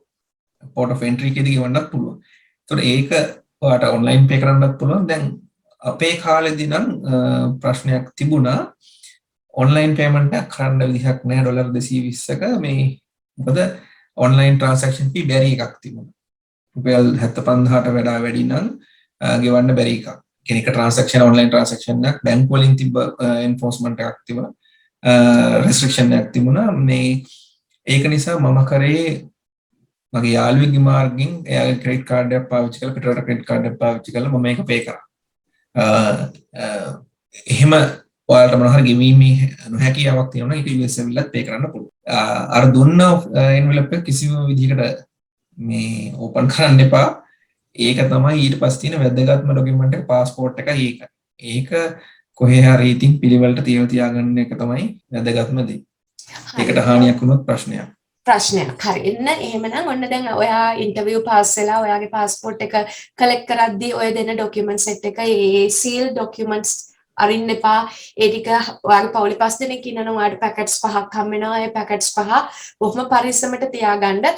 හරි. එතකොට ඔයා දැන් පාස්පෝර්ට්ස් ටික තියෙන්නේ මේ එම්බසි එකේ. ඔයා දැන් ගිහිල්ලා ඒ ටිකයි අර සීල් ඩොකියුමන්ට්ස් ටිකයි කලෙක්ට් කරනවා. ඊට පස්සේ දැන් මෙතනින් ඔයාට පුළුවන් ඔන්න ඔයාගේ ටිකට් එක බුක් කරන්න. හරි නේද මල්ලි? ඔව්. දැන් ඔන්න දැන් ඔයාගේ වැඩේ හරි. ඔයාලට තියෙන්නේ දැන් ඔයාගේ ට්‍රැවල් එක ප්ලෑන් කරන්න එකම දේ අපිට වීසා එකේ දැන් අපේ පාස්පෝර්ට් එක කලෙක්ට් කරගත්තම අපිට පේනවා වීසා. එතනින් කියනවා ඩොකියුමන්ට් කලෙක්ට් කරගත්තාට පස්සේ අර එන්වෙලොප්ස් ටික නෙමෙයි පාස්පෝර්ට් එකේ ස්ටිකර් එකක් print වෙලා තියෙනවා. ඒ ස්ටිකර් එකේ තියෙන details හරියටම හරිද කියලා බලන්න කියලා කියනවා. ඒත් එතනදිත් ආයෙ රෂ් එකක් නැහැ. වෙනම හෝල් එකක් දෙලා තියෙනවා පොඩි කොන්ෆරන්ස් හෝල් එකක්. එතෙන්ට ගිහිල්ලා ඉඳගෙන ඒ ටික නිදහසේ බලලා මම මොකද පැය භාගයක් විතර මම ගත්තා ඒ ටික වෙරිෆයි කරගන්න. මම වෙරිෆයි කරේ දැන් මට මතක නැහැ දැන් මං ගා ඔරිජිනල් ට්‍රාන්ස්ලේට් ඩොකියුමන්ට්ස් මුකුත් නැහැනේ. එතකොට අපි ගාවදී එන්වෙලොප් එකේ දීලා තියෙන අර මං කිව්වේ එළිය ෂීට් එකක් තියෙනවා print ඒ ෂීට් එකත් එක්ක බැලුවා මේ ටික හරිද කියලා. ඒ ටික හරිනම් ඉතින් ආයෙ ප්‍රශ්නයක් නැහැ. ඒ ටික අර වෙරිෆයි කරලා තමයි මම එතනින් එළියට ආවේ. ඕකේ කියලා. ඔව් ඒ කියන්නේ ස්පෙලිංස් ඒවා ටික ඔයා ආපහු බලන්න. ස්පෙලිංස් ටික ආපහු බැලුවා නම් ටික හරියට පිළිවෙල. එතකොට එතනදී මොනවා හරි චේන්ජ් එකක් තියෙනවා නම් එයාලා කියනවා එයාලට අපිට කියන්න පුළුවන්. කියලා අපිට එතනම මොනවා හරි මම රීප්‍රින්ටිං එකක් කරන්න හැකියාව තියෙනවා. හැබැයි වෙන දවසක එන්න කියයිද කියන්නේ මම දන්නේ නැහැ. දන්නේ නැහැ. බට් ඒක හොඳම අවස්ථාව අන්තිම අවස්ථාව බේසිකලි ඔයාට ඔයාගේ තියෙන මොනවා හරි වැරද්දක් තියෙනවා නම් වෙරිෆයි කරගන්න. ඔව් හදාගන්න. මොකද දැන් අපි හරි බයයිනේ මොනවා හරි දෙයක් වැරදිලා නම් ගිහින් කියන්නේ දැන් ලංකාවේ ඔෆිස් එකට ගියාම නම් අපිට පොඩ්ඩක් පොඩි ඇටිටියුඩ්ස් දානවනේ දැන් US එම්බසි එකේ හරි මෙහි ඔෆිස් වල එහෙම නැහැ කවුරුත් ඔයාට බනින්නේ නැහැ ඔයාගේ ඇඟට කඩාගෙන පනින්නේ නැහැ මොන හරි දෙයක් ඔයාට කිසි බයක් නැතුව අහන්න එහෙම අවස්ථාව තියෙනවා ඉතින් ඒක නිසා ඒ ගැන පොඩ්ඩක්වත් එහෙම බය වෙන්න එපා මම කියන්නේ හැමතිස්සෙම මට කියන්න තියෙන එකයි බය වෙන්න එපා මොකද අපි ගැන අව탁සේරුවක් තියාගන්න එපා ඒක ඇතුළට ගියාම US කට්ටිය උසයි අපි පහලයි එහෙම එකක් නැහැ අපි හැමෝම equal USA කියලා කියන්නේ හැමෝටම එකම විදිහට සලකන රටක් ඉතින් එම්බසි එකට යනවා කියන්නේ ඔයා බේසිකලි USA එකට ආවා වගේ තමයි. ඉතින් ඒක ඇතුළේදී අපිට equal rights තියෙනවා. බය වෙන්න එපා. ප්‍රශ්නයක් අහන්න ඔයාට වැරද්දක් තියෙනවා නම් මේක හදලා දෙන්න කියලා කියන්න. කිසිම අවස්ථාවක ඒ කියන්නේ පැකිලෙන්නේ නැතුව ඔයාට කතා කරන්න පුළුවන් ඒක ඇතුළේදී. ඔව් එතනදී මේ අපේ දැන් වැදිලා තියෙන ડોකියුමන්ට් එකේදී ස්ටික් එකේදී වීසා ස්ටික් එකේ මොන හරි වැරද්දක් තියෙනවා නම් මේක දුන්නාම තව කල්යයිද ඒව හිතන්න එපා. අදාළදී හරියට කරගෙන එන එක තමයි හොඳ නැත්නම් මෙහෙදී මුහුණ පාන ප්‍රශ්න ඊට වඩා වැඩි. ඔව් හරියටම හරි. ඔව්. ඒකේ ඔයාගේ process එක delay වෙනවා. ඒ ගැන හිතන්න එපා. දැන් ඔයා කොහොමද through වෙලානේ තියෙන්නේ. ඉතින් ඒක නිසා මෙතනදී පොඩි දවස් ගානක් අරගෙන හරි ඒක මේවා කරගන්න එක තමයි වැදගත්. මොන හරි වැරද්දක් දැක ඒක ආපහු අරගෙන එන්න එපා කියන එක තමයි මේ අපිට මෙතනදී කියන්න ඕන උනේ. ඔව්. එතනදී ඊට පස්සේ දැන් අපේ passport එකට visa එකක් වැදිලා තියෙන්නේ. visa එකේ validity එක අපි ඉන්ටර්වියු එකට ගියදා ඉඳන් මාස 6කට තමයි ගහන්නේ. ඒතකොට එතනදී මාස 6ක් ඇතුළත අපේ ගමන ප්ලෑන් කරන්න ඕනි. සහ අන්තිම මොහොත වෙනකන් රැඳෙන්න එපා. මොනවා හරි අපිට පර්සනල් ප්‍රශ්න එන්න පුළුවන්. ඒක නිසා දැන් අපි හිතමුකෝ මාස 6ක වැලිඩිටි එකක් තියෙන අපි මාස 4කින් ඔන්න ප්ලෑන් කරා කියලා අපේ ගමන. එතකොට මොනවා හරි ප්‍රශ්නයක් ආවත් අපිට ඔන්න ටිකට් ටික අපහු රීෂෙඩියුල් කරගෙන ඊළඟ මාස දෙකකින් මාසකින් දෙකකින් හරි යන්න පුළුවන්කම තියෙනවා. අන්තිම මොහොතට ඔක ප්‍රශ්නේපත් වුණොත් ඊට පස්සේ අපේ වීසා එක එක්ස්පයර් වෙනවා. ඊට පස්සේ ආයෙ කොහෙන්වත් ඒක අපේ වීසා එක අපේ රිනියු කරන්න යන්නේ නැහැ. නෑ. ඔව්. ඉතින් ඒක හොඳටම මතක තියාගන්න මාස 6ක් ඇතුළතදී එන්න ඕන මේ රටට. ඉතින් ඒක නිසා ඔයා දැන් හම්බෙච්ච ගමන්ම ඔයාගේ travel plans දාගන්න මොනවා හරි ඔයාට සල්ලි හොයාගන්න තියෙනවා නම් මොනවා හරි මම දන්නේ දැන් ලංකාවේ දැන් තියෙන තත්ත්වෙත් එක්කත් දේවල් වෙනස් වෙලානේ තියෙන්නේ. ඉතින් හොඳම දේ තමයි පුළුවන් තරම් කලින් හැමදේම plan කරගන්න එක. එතකොට දැන් තව අහපු ප්‍රශ්නයක් තමයි මල්ලි අපි සල්ලි කොච්චර ගේන්න ඕනද? ඒ වගේ දේවල්. ඉතින් ඇත්තටම මට නම් ඒකට ලොකු උත්තරයක් දෙන්න බෑ. මොකද දැන් ස්පෙෂලි දැන් ලංකාවේ මේ වෙලාවේ ඩොලර් හිගයක් තියෙන ඉඳ මම දන්නේ කොච්චර අපිට ඩොලර්ස් හොයාගන්න පුළුවන්ද කියලා. එක්කෙනෙකුට සාමාන්‍යයෙන් තියෙන 10000ක් තමයි ලංකාවෙන් එද්දි එක පුද්ගලයෙකුට අරගෙන එන්න පුළුවන්කම. මල්ලි ඔයාලට මොන හරි එකට ඇඩ් කරන්න තියෙනවද? ඔව් එක්කෙනෙකුට 10000ක් අරන් එන්න පුළුවන් ලිමිට් එක එච්චරයි. හැබැයි ෆැමිලි එකක් එනවා කියලා මේ ඔයාට මම හිතන්නේ 50000 40000 අරන් එන්න බෑ. මොකද US බෝඩර් ක්ලියරන්ස් එකකින් එයාලා කන්සිඩර් කරන්නේ අපි ඔක්කොම එක යුනිට් එකක්. එතකොට අපිට වෙන වෙනම 10000 ගේන්න බෑ. 10,000 වලට වඩා වැඩි වෙනවා නම් ඩික්ලෙයාර් කරන්න ඕනේ. එතකොට අපි ඉන්ඩිවිජුවල් මේ 9000 ගෙනාවා කියලා ඩික්ලෙයාර් කරන්න නැතුව ඉන්න බෑ. අපේ යුනිට් එකක් ෆැමිලි යුනිට් එක එකයි. ඒක ඩික්ලෙයාර් කරන්න ඕනේ 10000ට වඩා අරන් එනවා නම්. දැන් තියෙන සිටුේෂන් එකත් එක්ක මම හිතන්නේ මේ හරිම අමාරු කාලයක්. ඩොලර් එක 400ට විතර මේ යන්නේ දැන් බැංක් වලින් ගන්න බැරි නිසා. ඒක නිසා ඉතින් ඒකට අදාළ දේවල් තමන්ම කොහොම හරි ලෑස්ති කරගන්න එක තමයි හොඳ. හැබැයි මෙහෙට ආවට පස්සේ ඉතින් ඩොලර් 4-5000ක්වත් වියදමක් තියෙනවා මොළ මාස ටිකේ. කියන්නේ අපි මිනිමම් වියදම් කරගෙන. හැබැයි අපිට මෙහෙම දෙයක් කරන්නත් පුළුවන්. ෆැමිලි එකම අරන් ඉන්නේ නැතුව අපිට ෆැමිලි එකේ ඩිපෙන්ඩන්ස්ලා ටික ලංකාවේ තියලා තනියෙන් ඇවිල්ලා පොඩ්ඩක් ගොඩ දා ගන්නකම් එයාලම තියලා එන්න පුළුවන්. අපිට මෙහෙම කරන්න පුළුවන්. දැන් සමහරව මමත් මුලින්ම එහෙම ප්ලෑන් කරගෙන හිටියා. හැබැයි කොවිඩ් සිටුේෂන් එකත් එක්ක ඔක්කොම වෙනස් වුණා.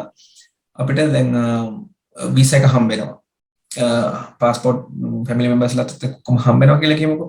අපිට පුළුවන් ඕනනම් මුලින්ම මම එනවා. තනියෙන් අරකට වීසා වැදිලා තියෙන්නේ. එයාලගේ ට්‍රැවල් එක අපි ප්ලෑන් කරන්නේ අන්තිම මොහොතේදී. කියලා එහෙම වගේ ප්ලෑන් එකකට ඇවිල්ලා මෙහි පොඩ්ඩක් මාසයක් දෙකක් පොඩ්ඩක් මොන හරි ඉන්කම් එකක් හරි හොයාගෙන මොන හරි කොහොමද මේ සිටුේෂන් එක කියලා බලලා පොඩි කට්ටිය ඉන්නවා විශේෂයෙන් එහෙම කරන්නත් පුළුවන්. දැන් මගේ කේස් එකේදී මට එහෙම ලොකු රිස්ක් එකක් තිබුණ නැති නිසා මම ඒ තියෙනෙට ගියේ නෑ. මොකද කොවිඩ් සිටුේෂන් එකේ රට වහයි කියන බයට තමයි අපි ඔක්කොම කට්ටිය එකපාර ආවේ. මොන රිස්ක් එකක් හරි අරගෙන ආවේ. ඒක නිසායි ඒකේ පැති දෙකක් තියෙනවා. ඇත්තටම මුදල් මේ වශයෙන් හරි අමාරුයි. මොකද අපි ඔක්කොම තියෙන වියදම් ආවට පස්සේ ඉන්කම් එකක් නැහැ. අපි ලෑන්ඩ් කරාට පස්සේ අපේ ඩොකියුමන්ට් එකක් තියෙනවා සෝෂල් සිකියුරිටි නම්බර් එක. ඒක එනකන් අපිට වැඩ කරන්න හැකියාවකුත් නැහැ. ඒ වෙනකම්ම ඉතින් අපි වියදම්ම තමයි කරන්නේ. ඒක නිසා දැන් කොවිඩ් සිටුේෂන් එකක් නැහැ, රට වහන්නේ නැහැ කියලා දන්න නිසා ඩිපෙන්ඩන්ස්ලාව තියලා එයාලා මාස 6ක් ඇතුළත ගෙන්න ප්ලෑන් එකත් අපිට එක්සිකියුට් කරන්න පුළුවන් මේ වෙලාවේ. ඔව් එහෙම කරපුවාත් ඉන්නවා මල්ලි. අතටම අපි දන්න ෆැමිලිස් දෙකක් ඉන්නවා මෙහෙ. එයාලා මේ කියන්නේ හැබැයි වින එන්න ඕන නේද මල්ලි? ප්‍රයිමරි එක්කෙනා තමයි එන්න ඕනේ. ඔව් වින ලෑන්ඩ් කරන්න ඕනේ. ඉතින් ඇවිල්ලා ඔයගලන්ට පොඩ්ඩක් සෙටල් වෙලා අපාර්ට්මන්ට් එකක් හරි රූම් එකක් හරි මුල් කාලේ රෆ් අවුට් කරගන්න ලෑස්ති කරගෙන ඊට පස්සේ පුළුවන්කම තියෙනවාට බබාලවයි අනිත් ෆැමිලි මෙම්බර්ස්ලාව ගෙන්න ගන්න. ඉතින් අපි මේ කියන්නේ ඔයගලන්ට පහසුයිද? දැන් අපි මේක කිව්වා කියලා ඒකම කරන්න ඕනේ. තියෙන ඔප්ෂන්ස් තමයි අපි මේ කියන්නේ. එක එක්කෙනාට අනුව මේක වෙනස් වෙන්න පුළුවන්. දැන් හර්ෂ මල්ලිගේ කේදී ඒක වෙනස් වුණා. ඉතින් තව කෙනෙකුට දැන් මම දන්න කීප ෆැමිලිස් දෙකක් මෙහෙ ඉන්නවා අපේ. ඒගොල්ලන් කලින් ඇවිල්ලා ටෙම්පල් එකට ආවේ. පන්සලට ඇවිල්ලා පන්සලේ කාමරයක් අරගෙන ඉඳලා පන්සල හරහම කෙනෙක් අඳුනගෙන රස්සාවල් හොයාගෙන එහෙම. ඉතින් ඒක නිසා ඔප්ෂන්ස් තියෙනවා. ඒ වගේ දැන් ඔයාලට වීසා එක හම්බුනාට පස්සේ හැබැයි මතක තියාගන්න මාස 6ක් ඇතුළතදී මුළු පවුලම මෙහෙට ඇවිල්ලා තියෙන්න ඕනි කියන එක තමයි මතක් කරන්න ඕනේ. ඒක ඇත්තටම මේ අපි මොන උපදෙසක් දුන්නත් Tamanට හරි කියලා හිතන දේ තමයි ඒ වෙලෙදී එක්ස්කියුට් කරන්න ඕනේ. මොකද එහෙම නැතුව මේ කාරෝ දොස් පවර්ලා වැඩක් නැහැ පස්සේ තමන්ට හොඳයි කියලා හිතන දේ කරන්න, තමන්ට කරගන්න පුළුවන් කියලා හිතන දේ කරන්න. මොකද ෆැමිලි එකක් එක්ක ආවට පස්සේ එක කාමරයක ඉන්න දෙන්නේ නැහැ මෙහි. එයාලට පොඩි කට්ටිය හරි කවුරු හරි ඉන්නවනම් එයාලට ඉන්න ඕනේ. ෆැමිලි එක 4 දෙනෙක් ඉන්නවනම් එයාලට අනිවාර්යෙන් කාමර දෙකවත් විතරක් ගන්න ඕනේ කියලා කියනවා. ඉතින් ඒක නිසා අපිට ඒවට අගේන්ස්ට් යන්න බැරි නිසායි තමයි අපි අර වගේ දේවල් කිව්වේ. ඔව් ඉතින් ඒ නිසා මතක තියාගන්න ඕනේ දේවල් තියෙනවා. මෙහි ලංකාවේ විදිහටම නෙමෙයි හැමදේම සිද්ධ වෙන්නේ. මෙහි නීති රීති පද්ධතියක් තියෙනවා. ඉතින් අපි ඒ නීති වලට ගරු කරන්න ඕනේ. ඒ වගේ මම ඒක හැමතිස්සම කියන්නේ අපි කරන දේ හරි අවංකව හරි විදිහට කරපුවාම අපිට කියන්නේ ජීවිතේ හදාගන්න ටිකක් පහසු වෙනවා. ඉතින් අර හර්ෂ මල්ලි කිව්වා වගේ ඔයාට ගැළපෙන්නේ මොකද්ද කියලා දන්නේ. ඔයාට ගැළපෙන දේ මොකද්ද කියලා මට කියන්න බෑ. ඒ වගේම තමයි එක්ස්පෙන්සස් ගැන ඔයගොල්ලෝ හැමතිස්සෙම අහන. ඉතින් ඔයා යන ස්ටේට් එක අනුව ඒක වෙනස් වෙනවා. දැන් කැලිෆෝනියා, නිව්යෝර්ක්, හවායි වගේ ගියොත් එහෙම ගොඩාක් එක්ස්පෙන්සිව් ස්ටේට්ස් ඔය. ඉතින් වෙන ස්ටේට් එකකට යනවා නම් එතකොට ඒ දේවල් ඔයාලට හොයාගන්න ගොඩක් ඔපචුනිටිස් තියෙනවා. දැන් යන්න Google එකට ගිහිල්ලා පොඩක් සර්ච් කරලා බලන්න මොනවාද ඔයාගේ රස්සාව වැඩිපුර available cities මොනවාද states මොනවාද කියලා. ඒ වගේ එහෙම බලපුවහම ඔයාලට පුංචි idea එකක් ගන්න පුළුවන්. ඔයාට යන state එක මොකද්ද, යන වියදම් මොනවාද, ඒ වගේ දේවල්. හැබැයි දැන් හර්ෂමල්ලිගේ එකේදී හර්ෂමල්ලි මට මතක ගිය පාර වීඩියෝ එකේ කිව්වා ඔයාට පහසු වුණා කියලා ඔයාගේ ස්පොන්සර් හිටපු state එකට එන එක. හැබැයි ඒක requirement එකක් නෙමෙයි. ඔයාගේ ස්පොන්සර් ඉන්නේ කැලිෆෝනියා, ඔයාට නිව්යෝර්ක් යන්න ඕන, ඔයාට යන අවස්ථාව තියෙනවා. ඔයාට මොන හරි කියන්න ඕනද මල්ලිය ගැන? ඔව් දැන් අපිට මෙහෙම අවස්ථාවල් එන්න පුළුවන්. අපේ ස්පොන්සර් ඉන්න එක ස්ටේට් එක අපිට යන්න ඕනේ වෙන ස්ටේට් එක. ඒ ස්ටේට් එකේ අපිට කවුරු හරි යාළුවෙක් ඉන්න පුළුවන්. එයා ස්පොන්සර් වෙන්න ඕනේ නැහැ. එතකොට අපිට ඔන්න අපිට අත්‍යවශ්‍යතාවයක් නැහැ අපි ස්පොන්සර් ඉන්න ස්ටේට් එකට යන්න. මොකද අපිට ගිහිලා ජොබ් එකක් හොයාගන්න පුළුවන් සහ කවුරු හරි අඳුරන කෙනෙක් ඉන්න තැනකට යන එක තමයි හොඳම දේ. එතකොට හැබැයි එතනදී කවුරු හරි අඳුරන කෙනෙක් ඉන්න එක හරිය වටිනවා. නැත්තම් අපිට කිසි දෙයක් හොයාගන්න බැරි වෙයි. මොකද මේ අපිට ડોකියුමන්ට්ස් නැති නිසා. අපිට ක්‍රෙඩිට් හිස්ටරි එකක් නැහැ. බෑග්ග්‍රවුන්ඩ් අපේ ෆයිනෑන්ෂල් බෑග්ග්‍රවුන්ඩ් එක කොච්චර අපි අතේ සල්ලි තිබ්බත් අපිට වැඩක් නැති වෙන වෙලාවල් එනවා. මෙහි කාගේ හරි ડોකියුමන්ට් එකක් ඉල්ලන අවස්ථාවක් එනවා. ඒක නිසා ඒ වගේ තැනකට මූව් වෙන්න. ඉතින් මම හිතනවා දැන් ඕගොල්ලන් මේ DV ලොටරි එකේ අහපු ගොඩාක් ප්‍රශ්න මම හිතනවා 99% විතර අහපු ප්‍රශ්න අපි මෙතනදී කවර් කරා. ඉතින් සමහර දේවල් තියෙනවා ස්පෙસિෆික් ආන්සර්ස් අපිට දෙන්න බෑ. මොකද අර අපි කලින් කිව්වා වගේ එක එක්කෙනාට අදාළ ඔයා තමයි දන්නේ වගේ ඔයාට හරියන ක්‍රමය මොකක්ද කියලා. ඉතින් අපි හැමදේම කතා කරා ඉන්ටර්විව් ප්‍රොසෙස් එක ගැන යන වියහියදන් ඒ හැමදේම අපි අද කතා කරා. ඉතින් ඊට අමතරව මොන හරි දෙයක් ඕගලන්ට දැනගන්න ඕන නම් අපි මේ ඩිස්කෂන් එක ඇතුලේ කතා කරපු නැති මොනවා හරි දෙයක් ඔයගලන්ට දැනගන්න තියෙනවා නම් පහල කමෙන්ට් එකක් විදිහට දාන්න. මම එතකොට හර්ෂ මල්ලිත් එක්ක කතා කරලා ඒ ගැන ඔයාලට අපහු මම රිප්ලයි කරන්නම්. ඉතින් එහෙමනම් මම ගොඩාක් ස්තුතියි මල්ලිව අද අපිට එකතු වෙලා අපේ කට්ටියට අවශ්‍ය කරන ඉන්ෆර්මේෂන් දුන්නට. ඉවර කරන්න කලින් මොන හරි වට කියන්න තියනවද? අපි දැන් ගොඩක් දේවල් කතා කරා අපේ කොහොමද ඉන්ටර්විව් ප්‍රොසෙස් එක වෙන්නේ මෙහෙමයි කියලා. මොන හරි ප්‍රශ්න තියෙනවා නම් අකියෝ වගේ මේ ප්‍රශ්න අහන්න අපි පුළුවන් විදිහට පුළුවන් තරමින් උත්තර දෙන්න බලන්න. ගොඩක් ස්තුතියි අක්කා මේ කතා කරාට මට මේ දෙවෙනි වීඩියෝ එකට. ඔව් එච්චරයි මගේ පැත්තෙන් නම් කියන්න තියෙන්නේ. විශ් කරනවා මේ අලුතෙන් ඉන කට්ටියට. එයාලගේ ඔක්කොම දේවල් කිසිම බාධාකින් තොරව මේ කරගෙන යන්න ලැබෙන්න කියලා. ඔව් එහෙමනම් ඉතින් ඔන්න අපේ වීඩියෝ එකේ අන්තිමේට ඇවිල්ලා තියෙන්නේ DV ලොටරි එකට ඇප්ලයි කරපු හැමෝටම අපි එකතු වෙලා ඔයගලන්ට විශ් කරනවා දිනුම ලැබෙන්න කියලා. ඉතින් ලංකාවේ තියෙන තත්ත්වෙත් එක්කලා මම දන්නවා හැමෝම බලාගෙන ඉන්නේ රටින් පිටට යන්න. ඉතින් ඒක එක්ස්කියුස් එකක් නෙමෙයි. කොහොම නමුත් අපි හරි විදියට කරන දේ කරන්න ඕනේ. එළියට වෙන රටකට ගිහිලා අමාරුවේ වැටෙන්නේ නැති වෙන්න. ඉතින් ග්‍රීන් කාඩ් එක වින් කරනවා කියලා කියන්නේම ග්‍රීන් කාඩ් එකේ ඒ වීසා එක ඔයාලට හම්බ වෙනවා කියලා කියන්නේම ඔයා ලොකු ජයග්‍රහණයක් ලබා ගන්නවා. ඉතින් ඒක මේ රටට ඇවිල්ලා ගන්න පුළුවන් උපරිම ප්‍රයෝජනෙ ගන්න ඕගොල්ලන් දැනගන්න ඕනේ. ඉතින් ඒක නිසා හැමදේම සාර්ථක වෙන්න ඔයගලන්ගේ ඉදිරි වැඩ කටයුතු සාර්ථක වෙන්න අපේ රටට ජයග්‍රහණය හම්බෙන්න කියලා අපි ප්‍රාර්ථනා කරන ගමන් අපි අද ඔයගලගෙන් සමු අරගෙන යනවා. ඉතින් එහෙමනම් ඉක්මනින් ආයෙත් ඔයගලන්ව හම්බෙන්න අපි එන ඔයගලන්ට මතක එකතු වුණාට ගොඩක් ස්තුතියි. එහෙමනම් ඉතින් පරිස්සමින් ඉන්න.